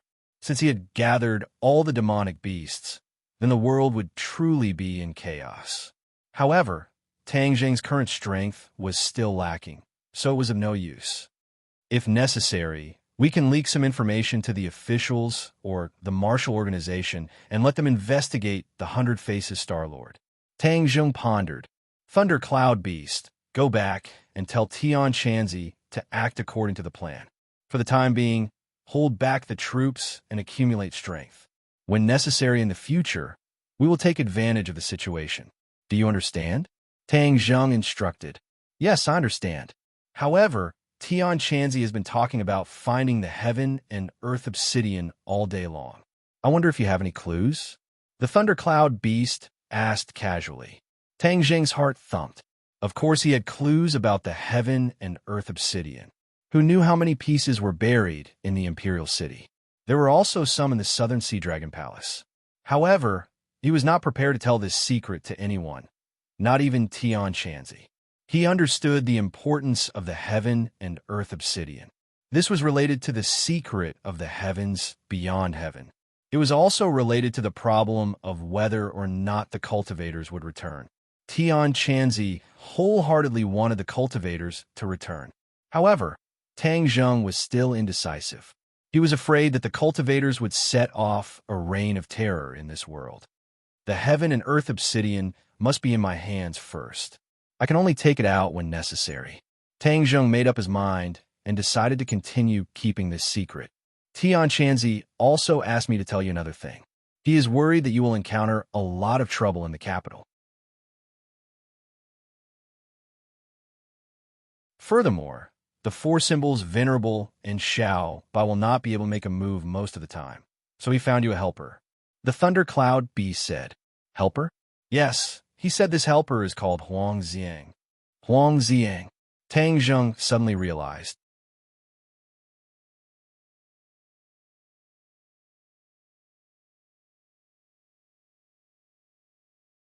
Chapter 474. After the Thundercloud Beast left, Tang Zheng also understood the problem with his helper, Huang Xiang. Back then, Tian Chanzi did not bring Huang Xiang out of the capital, but left him at a pass 100 kilometers north of the capital. This pass was a place that the military would fight for in ancient times, and only in modern times did it gradually become desolate. However, because that pass had experienced too many wars, countless people had died, and the Yinshi was dense. Even in broad daylight, the Yinshi was dense, and there were few people there. This place just so happened to be Huang Xiang's blessed land. Huang Xiang had been turned into a puppet by Tian Chanzi, and the denser the Yinshi was, the faster his cultivation would increase. This time, he had been left at that pass for such a long time, so he didn't know how much his strength had grown. Tian Chanzi reckoned that Tang Zheng lacked helpers, so he sent a letter to him to bring Huang Xiang out. Tomorrow is the final exam. After the exam, we'll go to that pass. Tang Zheng returned to school to prepare for the final exam. But at this moment, the Yin family welcomed an uninvited guest. Yin Patian personally welcomed them at the entrance. It was extremely grand. Yin Qishan and Yin Luyun stood on his left and right, but Yin Xingyi was not present. Normally, she would be cultivating in the Taoist temple. Li Xiaotian strolled over. Her face was as calm as an ancient well. No one could see through her thoughts. Saintess, your presence brings light to my humble abode. Yin Patian greeted him with a smile. Logically speaking, with Li Xiaotian's cultivation, he would not be able to withstand such a huge battle formation from the Yin clan. However, she was the holy maiden of Li Palace, and if nothing unexpected happened, she would inherit the position of palace master of Li Palace in the future. Furthermore, the Yin family had always had a close relationship with Li Palace, so of course they would show the importance they deserved. Li Xiaotian nodded slightly, but did not say much. The guest and host passed through the layers of courtyards and arrived at the main hall to take their seats. Li Xiaotian went straight to the point. Elder Yin, I have something to trouble you with this time. Holy Maiden, there's no harm in saying so. Yin family being able to share the burden of the Li Palace is our honor. Yin Patian said amiably. Help me kill Tang Zheng. Li Xiaotian said murderously. The three generations of the Yin family all revealed shocked expressions at the same time. Yin Patian hurriedly restrained the strange expression on his face and asked, could it be that this person provoked you, Holy Maiden? Li Xiaotian shook his head. This person will be a big problem in the future. We have to get rid of him before he spreads his wings. The Yin family had previously heeded Yin Xingyi's suggestion and intended to help Tang Zheng, but they had not expected that the Li Palace would actually make this decision, which was completely contrary to the Yin family's decision. Yin Qishan and Yin Liuyun's expressions were somewhat unnatural. This time, the Yin family was in a difficult situation. Yin Patian remained calm and said, Tang Zheng is no longer the same as before. Chu Chongyang has just been eliminated by him, and his morale is at its peak. I'm afraid this matter will not be easy to handle. Wrong. It was precisely because of his battle with Chu Chongyang that he was severely injured that this was a once-in-a-lifetime opportunity. However, right now, he is together with the martial sect, which is why it is somewhat difficult to handle. Li Xiaotian retorted. If the 12 palaces had not been completely destroyed, she would not have needed to ask the Yin family for help. At this moment, it was already too late to return to the Li Palace to get reinforcements. Moreover, if she did not complete this mission, she would definitely be reprimanded by the Asgard Master when she returned. How could she return empty-handed like this? The relationship between the Yin family and the Li Palace was not shallow. Asking the Yin family for help was giving them a chance. The Yin family would definitely seize this opportunity impatiently and deepen their relationship with the Li Palace. But unexpectedly, Yin Patian did not immediately agree. Instead, he became silent. Li Xiaotian looked at him in astonishment, and the atmosphere instantly became strange. You don't agree? Yin Patian did not comment, and said, Holy Maiden, since you have no way to deal with him, what can we do? This was clearly an excuse. Even a fool could hear it. Yin Qishan turned pale with fright. He did not expect his father to reject Li Xiaotian so firmly. This would definitely harm the relationship between the Yin family and the Li Palace. Father, Yin Qishan impatiently called out, wanting to remind his father. Yin Qishan purposely glanced at Yin Qishan. Yin Qishan's heart trembled, and he subconsciously kept quiet. Obviously, Yin Patian had already made up his mind. He actually did not hesitate to reject the request of the Li Palace and wholeheartedly protected Tang Zheng. This was truly a bold move. Yin Qishan fell into a state of panic. He did not know why his father would actually make such a huge bet because of an illusory prophecy in the future. Li Xiaotian's gaze was like lightning. He saw the father and son's reactions one by one. He was furious in his heart and asked with a cold face, Are you purposely avoiding it? Yin Patian said with a fake smile. Holy Maiden's words are too serious. We really don't have the strength to catch him. Actually, I think that dealing with Tang Zheng, the Li Palace, is still very easy. Why bother with our help? Don't you think so? I will tell your attitude to Asgard Mistress. She will judge for herself. Li Xiaotian never expected that he would be rejected here. Yin Patian sighed and said helplessly, Our intentions towards the Li Palace will never change. I hope that Asgard Mistress will know our painstaking efforts. She will naturally know. Your Yin family is really good. Oomph. Li Xiaotian stood up and walked out. Yin Qishan immediately followed and said, Holy Maiden, I'll send you off. After the two of them left, Yin Luyun asked suspiciously, Grandfather, why did we reject the Li Palace's request? If we don't refuse, are we really going to send someone to kill Tang Zheng? Yin Patian asked as he looked at him with a burning gaze. Yin Luyun's heart trembled. He knew that this was the old man testing him, but he was still unable to see through the old man's thoughts. So he probed. Grandfather, if we don't deal with Tang Zheng, then we will offend the Li Palace. This might not be a good deal, right? You said that even the holy maiden of the Li Palace had to seek help from the outside, and the Yin family rashly rushed forward. What benefits could they possibly gain? Yin Patian asked. This is indeed strange. If the Li Palace wants to deal with Tang Zheng, why would they need someone else's help? Yin Luyun revealed a puzzled expression. So, we have to use our brains and think about it. This matter is not as simple as it seems. Yin Potion's gaze was like a torch as he nodded his head and said. Yin Luyun seemed to be deep in thought. Yin Qishan walked back and asked anxiously, Father, why did you reject her? Was it really necessary to tie the Yin family and Tang Zheng together? This is offending the Li Palace, not as simple as offending the other families. Yin Patian shook his head and said, You are really muddle-headed. How can I be at ease and hand over this huge family to you in the future? However, Yin Qishan did not compromise and argued, Father, in any case, I don't understand this matter. At this time, befriending Tang Zheng is far more dangerous than rejecting the Li Palace. Yin Patian slapped the chair and shouted, "Short-sighted, let me ask you, what Tang Zheng did? Which one of you can do it?" Yin Qishan and Yin Luyin looked at each other in dismay, but they were unable to answer. They were indeed unable to do what Tang Zheng had done. But after doing all this, he became the target of public criticism. Now, even the Li Palace sees him as a thorn in their side. Yin Qishan reminded, "Then do you remember what the holy maiden said just now? Tang Zheng and the martial sect were together. Although the martial sect hated cultivators to the bones, they obviously did not plan to deal with Tang Zheng. Furthermore, the intelligence showed that martial sect had always been in contact with Tang Zheng. This showed the martial sect's attitude towards Tang Zheng. For a cultivator to be able to make the martial sect have such an attitude, do you think it's simple?" Yin Patian asked with a powerful voice. Yin Qishan was speechless. After a long while, he said unwillingly, "But it wasn't easy for us to get on the Li Palace's good side.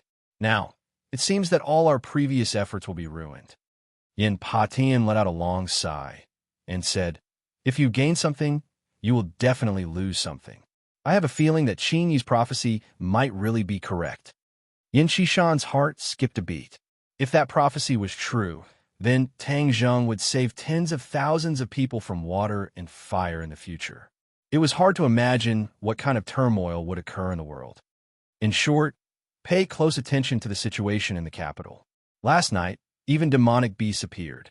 Although the officials have already refuted the rumors, I feel that the day when cultivators truly enter the eyes of the public is not far away. Yin Patian analyzed. Regarding the strange phenomenon in the sky last night, the officials had released a rumor early in the morning, saying that it was the special effects of a film company shooting a movie and not some ferocious beast. Furthermore, the video on the internet had been completely deleted. Although it was still a hot topic, the situation had been temporarily under control.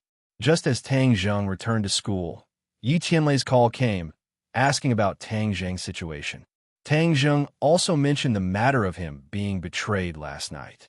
After hearing this, Yi Tianlei was extremely furious and swore that he would definitely go and settle the score with Yi Tianming. Regarding this, Tang Zheng did not hold much hope, nor did he expect to be able to do anything to Yi Tianming. Moreover, Tang Zheng had too many things to do right now, so he did not have the time to deal with him for the time being. Hearing that Tang Zheng was safe and sound under the King of Medicine's treatment, Tang Zheng was relieved. However, when he heard that the King of Medicine was still in the Ye family, he had an idea and asked Yi Tianlei to tell the King of Medicine to come to Yanqing University for a chat. He believed that this old man would definitely keep the appointment. Sure enough, in the afternoon, the King of Medicine found him. Although the King of Medicine already knew about Tang Zheng's identity as a cultivator, he did not take it to heart at all. What he cared about was the problems in medicine. As for other disputes, he did not care about them at all. Therefore, he gladly accepted Tang Zheng's invitation. There was too much medical knowledge on Tang Zheng that he wanted to know. For example, the life-continuing pill was a secret that he wanted to know. "King of Medicine, I want to ask you for a favor." Tang Zheng said straightforwardly, "I want to sell the life-continuing pill." The life-continuing pill was too magical.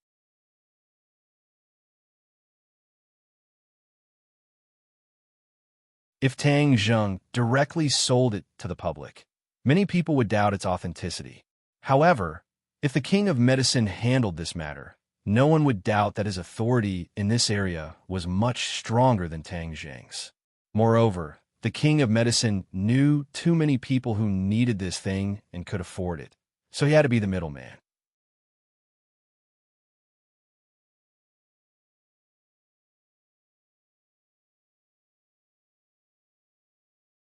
Chapter 475. The King of Medicine never forgot about the life-continuing pill.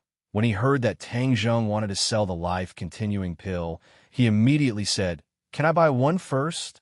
If it was before, he definitely wouldn't believe that there was such a miraculous medicine like the life-continuing pill in this world. But he saw with his own eyes the miracle of the life-continuing pill on Yi Xuanji and Nana, so of course he wouldn't doubt it.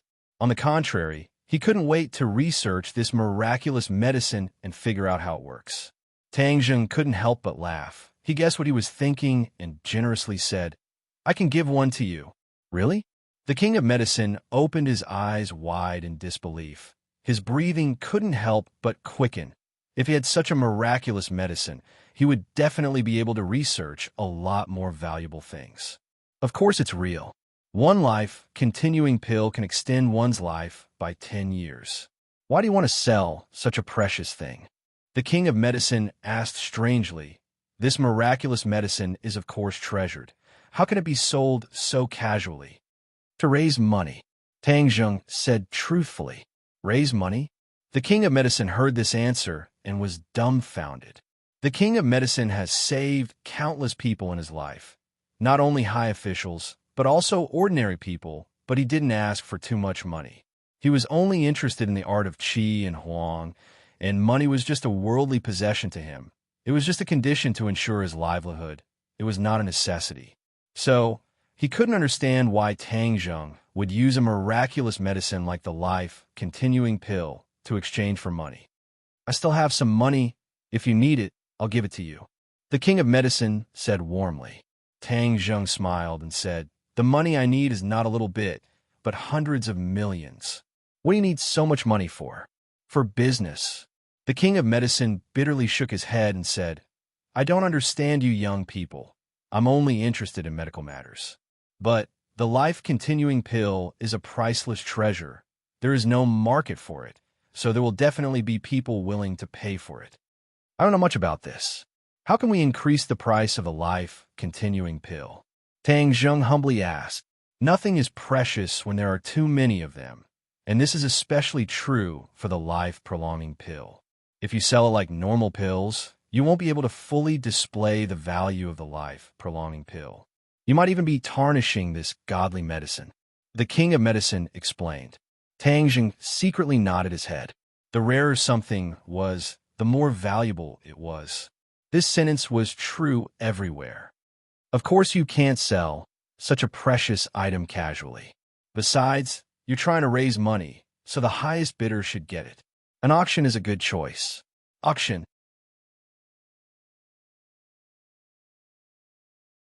Tang Zheng couldn't help but recall the auction in the ordinary balanced courtyard. He had obtained the 9 revolving pill furnace from that auction. That's right. In a few days, there will be a high-end auction in the capital. I have some connections with the organizer of the auction, so I can let them handle this," the king of medicine said confidently. Tang Zheng was overjoyed. "That would be the best. I'm really grateful to you." If the king of medicine didn't personally endorse the life-prolonging pill, there would definitely be many people who would question its authenticity.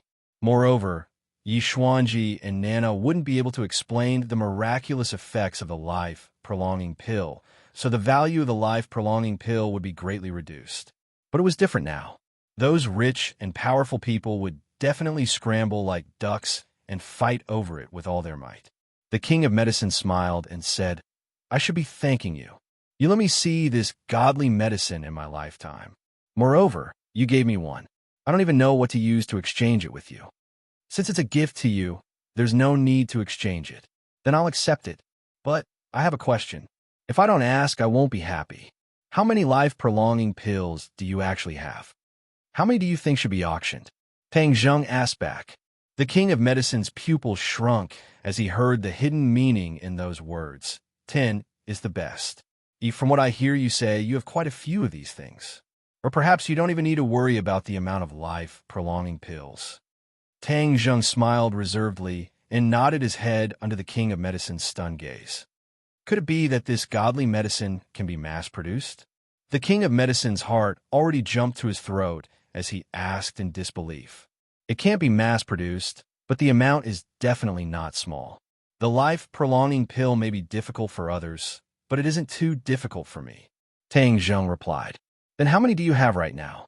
I don't have a single one. Ah, could it be that you don't have any in stock? Of course, the life-prolonging pill is still missing an ingredient called the heaven-fragrant flower. I don't know where to find it.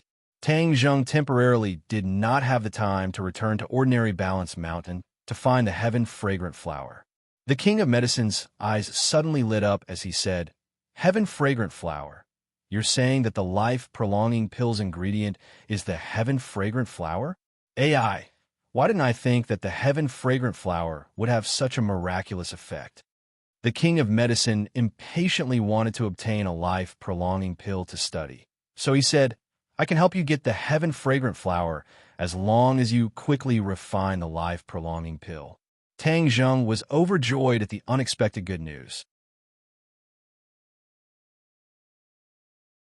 He originally wanted to go to the famous mountains near the capital to take a look and see if he could find the heaven-fragrant flower. He never thought that after searching high and low for it, he would find it without any effort. The king of medicine was actually able to get him a lot of heaven-fragrant flowers. Then the problem of refining the life-prolonging pill would be easily solved. Ancient books have recorded the various uses of the heaven-fragrant flower. Because of this, one time I accidentally found a few dozen stalks of heaven-fragrant flower. I transplanted them into my medicinal garden, but I never found a use for the heaven-fragrant flower. I never thought that all of this was in preparation for the present. The king of medicine rambled on. Tang Zheng suddenly realized that this was really too convenient for him. It would be impolite to refuse. "Can I come and observe how you refine the life-prolonging pill?" The king of medicine asked with a bashful face. "You provided the heaven-fragrant flower, so of course you can come and observe." Tang Zheng did not hide anything. He was also not afraid that the king of medicine would learn it. This was because the average person would not be able to learn it. This was his unique alchemy technique. Even other cultivators may not be able to completely understand his alchemy technique. The king of medicine danced with joy. He was so happy that he was like an old child. His excitement was overflowing with words. "Then can we begin now? There isn't enough time today. Since you have the heaven-fragrant flower, then you should also prepare the other ingredients." Tang Zheng did not hide anything and directly told the king of medicine all of the ingredients for the life-prolonging pill, asking him to prepare them. After listening to the complete prescription for the life-prolonging pill, the king of medicine gasped for breath. He could not stop his heart from beating wildly. He had the illusion that he was about to suffocate. This prescription was a priceless treasure. The king of medicine stared at the prescription with shining eyes. He looked at it again and again, as if he wanted to firmly engrave it in his mind. After a long time, the king of medicine reluctantly put the prescription into his pocket and finally let out a sigh of relief. The king of medicine was very grateful towards Tang Zheng's magnanimous action. He also admired Tang Zheng from the bottom of his heart. This made him even more determined to make Tang Zheng's auction perfect. In fact, Tang Zheng certainly knew that this prescription was extraordinary. However, without the assistance of true energy and true fire, the ingredients would still be the same. They would not have much effect. It was impossible for an ordinary person to replicate it. "I can prepare these ingredients immediately. When will you start refining?" 2 days later. "I have to take the final exam in 2 days." "Okay, I will definitely be ready in 2 days. I will leave first." Seeing the king of medicine leave in such a hurry, Tang Zheng's face curved. It seemed that the money Mu Hongyan and the others needed was solved. In the next 2 days, Tang Zheng was completely immersed in the final exam. Yinqing University was full of talents, and there was no lack of geniuses. Of course, he could not be careless. However, his ability to sharpen his spear at the last minute was extraordinary. Therefore, after a few rounds of exams, he felt very good about himself. After leaving the examination room, he was surrounded by the members of room 502. The winter vacation was coming soon.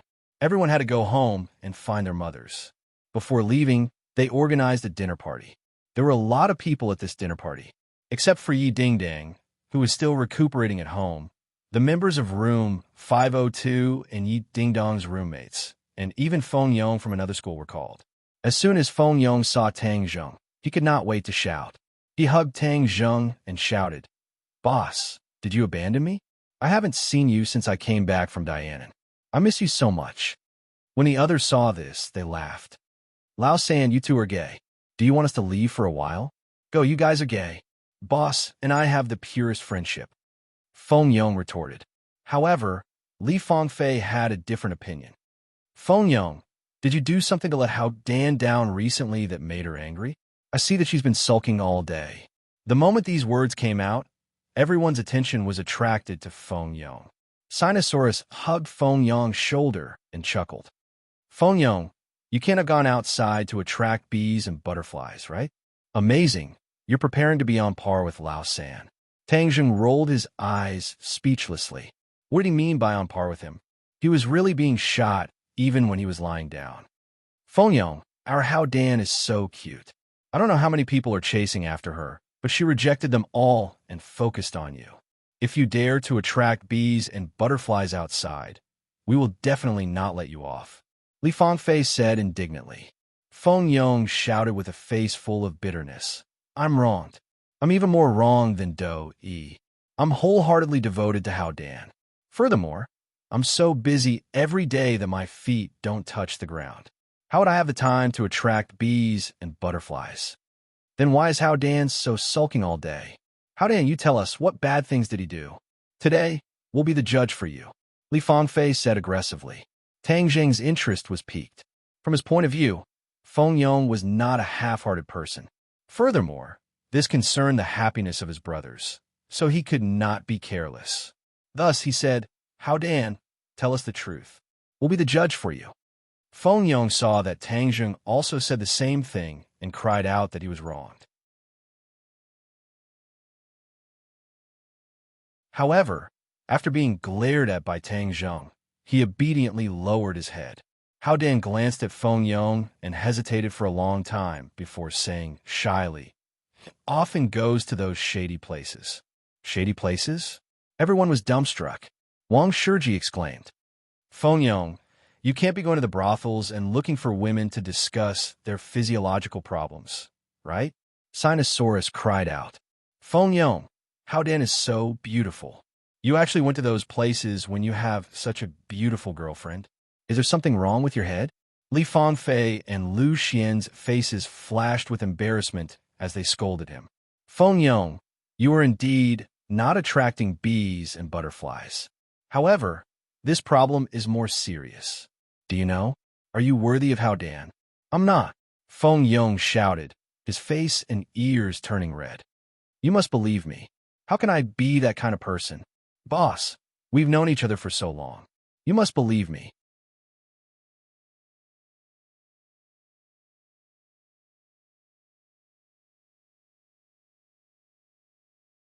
Chapter 476. Looking at Feng Yong's flushed face and anxious expression, Tang Zheng advised, I still believe in Feng Yong. There must be a misunderstanding here. Everything will be fine after we clear things up. What's there to say about going to those places? Hao Dan, did you see him go there with your own eyes? Hao Dan's eyes were red as she nodded gently. He didn't just go to one place. He went to many places. Hao Dan, you've really misunderstood me. Yes, I've been to a lot of sex shops and even some red light districts, but I haven't done anything bad. I went there for work. Feng Yong defended himself. Work? Everyone was dumbfounded. Li Fangfei snorted. Work? What kind of place is the red light district? Do you think we don't know? Isn't your explanation a little too unreasonable? Tang Zheng's heart skipped a beat as he guessed the reason. He couldn't help but reveal a relieved smile as he waved his hand, indicating for everyone to calm down. I think I know what's going on. Feng Yong really didn't do anything bad. I also believe that he didn't do anything to let Hao Dan down. He really went there for work. Everyone turned pale with fright as they looked at Tang Zheng in disbelief. Fatty, don't hide it anymore. Tell everyone the truth, Tang Zheng advised. Feng Yong stuttered for a long time before saying, All right, I'll tell you the truth. But let me tell you, don't laugh at me if you hear it. Otherwise, I'll ignore you guys in the future. Let's see what kind of flowers you can come up with, Li Fangfei said in disbelief. Hao Dan also looked at Feng Yong with resentment and pouted her lips. I went there to do market research. I went to many sex toy stores and even the red light district to research the market situation of sex toys. Because these places are the most direct consumers of these products, they have a direct guiding effect. Feng Yong mustered up his courage and said, "Sex products?" This was a topic that even married people would try to avoid, let alone these university students.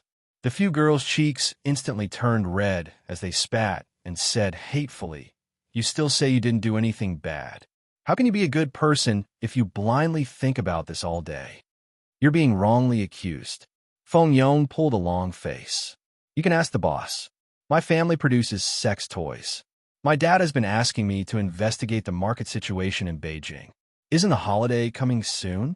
If I don't do some research, how can I report back to Dad?" Tang Zheng couldn't help but laugh and said, "Fatty, this is what you get for not telling how Dan clearly in advance. If you had told how Dan clearly, would there still be so many misunderstandings?" "I was afraid she would misunderstand, so I didn't tell her. I didn't think she would find out," Feng Yong said dejectedly. When the others saw that Feng Yong did not seem to be lying, they asked in surprise, "Feng Yong, is your family really in this business?" "Of course. Don't be fooled by Fatty's low profile. Let me tell you, he is a rich second generation. His family is very rich," Tang Jing joked. Sinosaurus grabbed Feng Yong's shoulder and laughed loudly. "We always talk about rich second generation. So there is a ready-made one beside us. Rich second-generation student, do you want to bleed a bit and treat us commoners to a meal?" Feng Yong was a bit embarrassed as he scratched his head and said, "My family is just doing a small business." "But your family's business is too special," the few girls said embarrassedly. "There's no other way. My dad went into this business back then. It's impossible for him to change careers. Don't look at this business. It doesn't sound good, but the profits are great." Feng Yong's eyes gradually lit up like a profiteer promoting his family's business. "Okay, don't say any more. Can't eating shut your mouth? How Dan was a girl after all." Her face was bright red as she picked up a piece of fat and stuffed it into Feng Yong's mouth. Feng Yong laughed and scratched his head. He quickly swallowed it and said, "I won't say any more. Eat. But you shouldn't go too often. If other students see you, it won't be good." "How?" Dan said. "I won't go in the future. This research is already over. I can go home and report back." Feng Yong said cheerfully, "Aya, let's talk about something happy. Let me tell you, my hometown is in the northeast. The winter there is beautiful. It's a world of ice and snow. What is called the northern scenery. Thousands of miles of snow. You will know when you go to my hometown." Sinosaurus immediately livened up the atmosphere and talked about his hometown. "It's winter. It's too cold. Who would go? It'll freeze people to death. There's heating. What's there to be afraid of? Moreover, there are many mysterious legends in my hometown. In the past few years, there have been many plots about my hometown. So many people have gone there to explore." "Oh, what kind of mysterious legends do you have there?" Tang Zheng casually asked. "Have you heard of shamans?" Sinosaurus asked mysteriously. "Isn't it just dancing? I heard that the Northeast has a lot of these kind of swindlers." Several people said disapprovingly. Sinosaurus curled his lips and said, "Dancing is mostly a lie, but shamans are different. I heard from the elders in the village that shamans can really invite gods to possess their bodies and thus have all kinds of magical powers." "Have you seen it before?" "I would like to see it, but I don't have the opportunity," Sinosaurus said disappointedly. Tang Zheng's heart moved. Could it be that shaman techniques were also related to cultivators? However, Sinosaurus didn't know too many details and also had no way to verify it. Everyone chatted and laughed. When the meal ended, some people directly boarded the train home. The campus suddenly became deserted. Tang Zheng wasn't in a hurry to leave. He first went to Lu Qingmei's house to see Nana and Lu Qingmei. He made an appointment with Nana to bring her back to ordinary balance to see her mother in a few days. Then, he went to the King of Medicine's medicinal garden in the suburbs. The King of Medicine had already been waiting for a long time. When he saw Tang Zheng, he hurriedly welcomed him in. There were usually a few medicine farmers in the medicinal garden, but the King of Medicine had already temporarily asked them to leave. This was because refining the life-continuing pill was an important matter. Unrelated people must stay away. Come take a look. This is the heavenly fragrant flower. Is it enough to refine 10 life-continuing pills? The king of medicine pointed at the 10 delicate little flowers in the medicinal garden and asked, "It's more than enough." In the past, one heavenly fragrant flower was able to refine 3 life-continuing pills. Now that Tang Jing's cultivation was higher and his attainments in alchemy were deeper, one heavenly fragrant flower should be able to refine more life-continuing pills. The king of medicine let out a sigh of relief and happily said, "That's good. I have already prepared according to your request. Please." In a quiet secret room, the king of medicine stared at the 9 revolving pill furnace that appeared out of thin air. His heart couldn't help but fiercely beat. This was a new field that he had never encountered before. The nervousness and excitement in his heart was indescribable. Tang Zheng was familiar with the process. His finger pointed at the 9 revolving pill furnace, and a ball of true fire flew into the furnace and wrapped around the herbs. In an instant, the essence of the medicinal herbs was refined and turned into a ball of water droplets. The king of medicine's mouth almost fell to the ground. This was alchemy? It was completely different from his understanding of alchemy. This method was much faster and more mysterious. The king of medicine's mouth was bitter. He gradually understood how unrealistic it was for him to want to learn alchemy. There was no way for him to replicate such a method. Even the spell of true fire left him in the dust. Tang Zheng calmed himself down and concentrated on refining the pills. He casually tossed the 3 heavenly fragrant flowers into the 9 revolving pill furnace. A strange fragrance instantly filled the entire secret chamber. The 9 revolving pill furnace quickly rotated. The carvings on the furnace were very lifelike. It was too much for the eyes to take in. Traces of spiritual energy poured into the furnace from all directions. "This is too magical." The king of medicine finally couldn't help but mutter to himself. "Actually, as long as you know the principle, it's not that difficult," Tang Zheng said with a smile.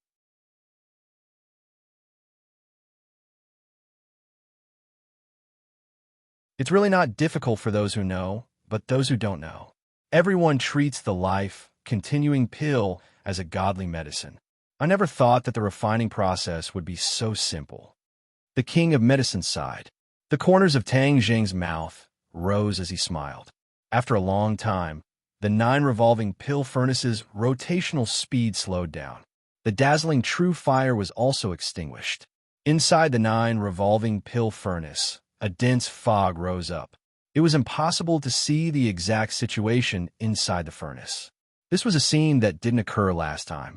It was clear that Tang Zheng's alchemy skills had improved. Tang Zheng's face lit up with joy. Even though he hadn't seen the real result, he could already smell the refreshing fragrance inside the furnace. Just a light sniff would make him feel as if he was floating in the air.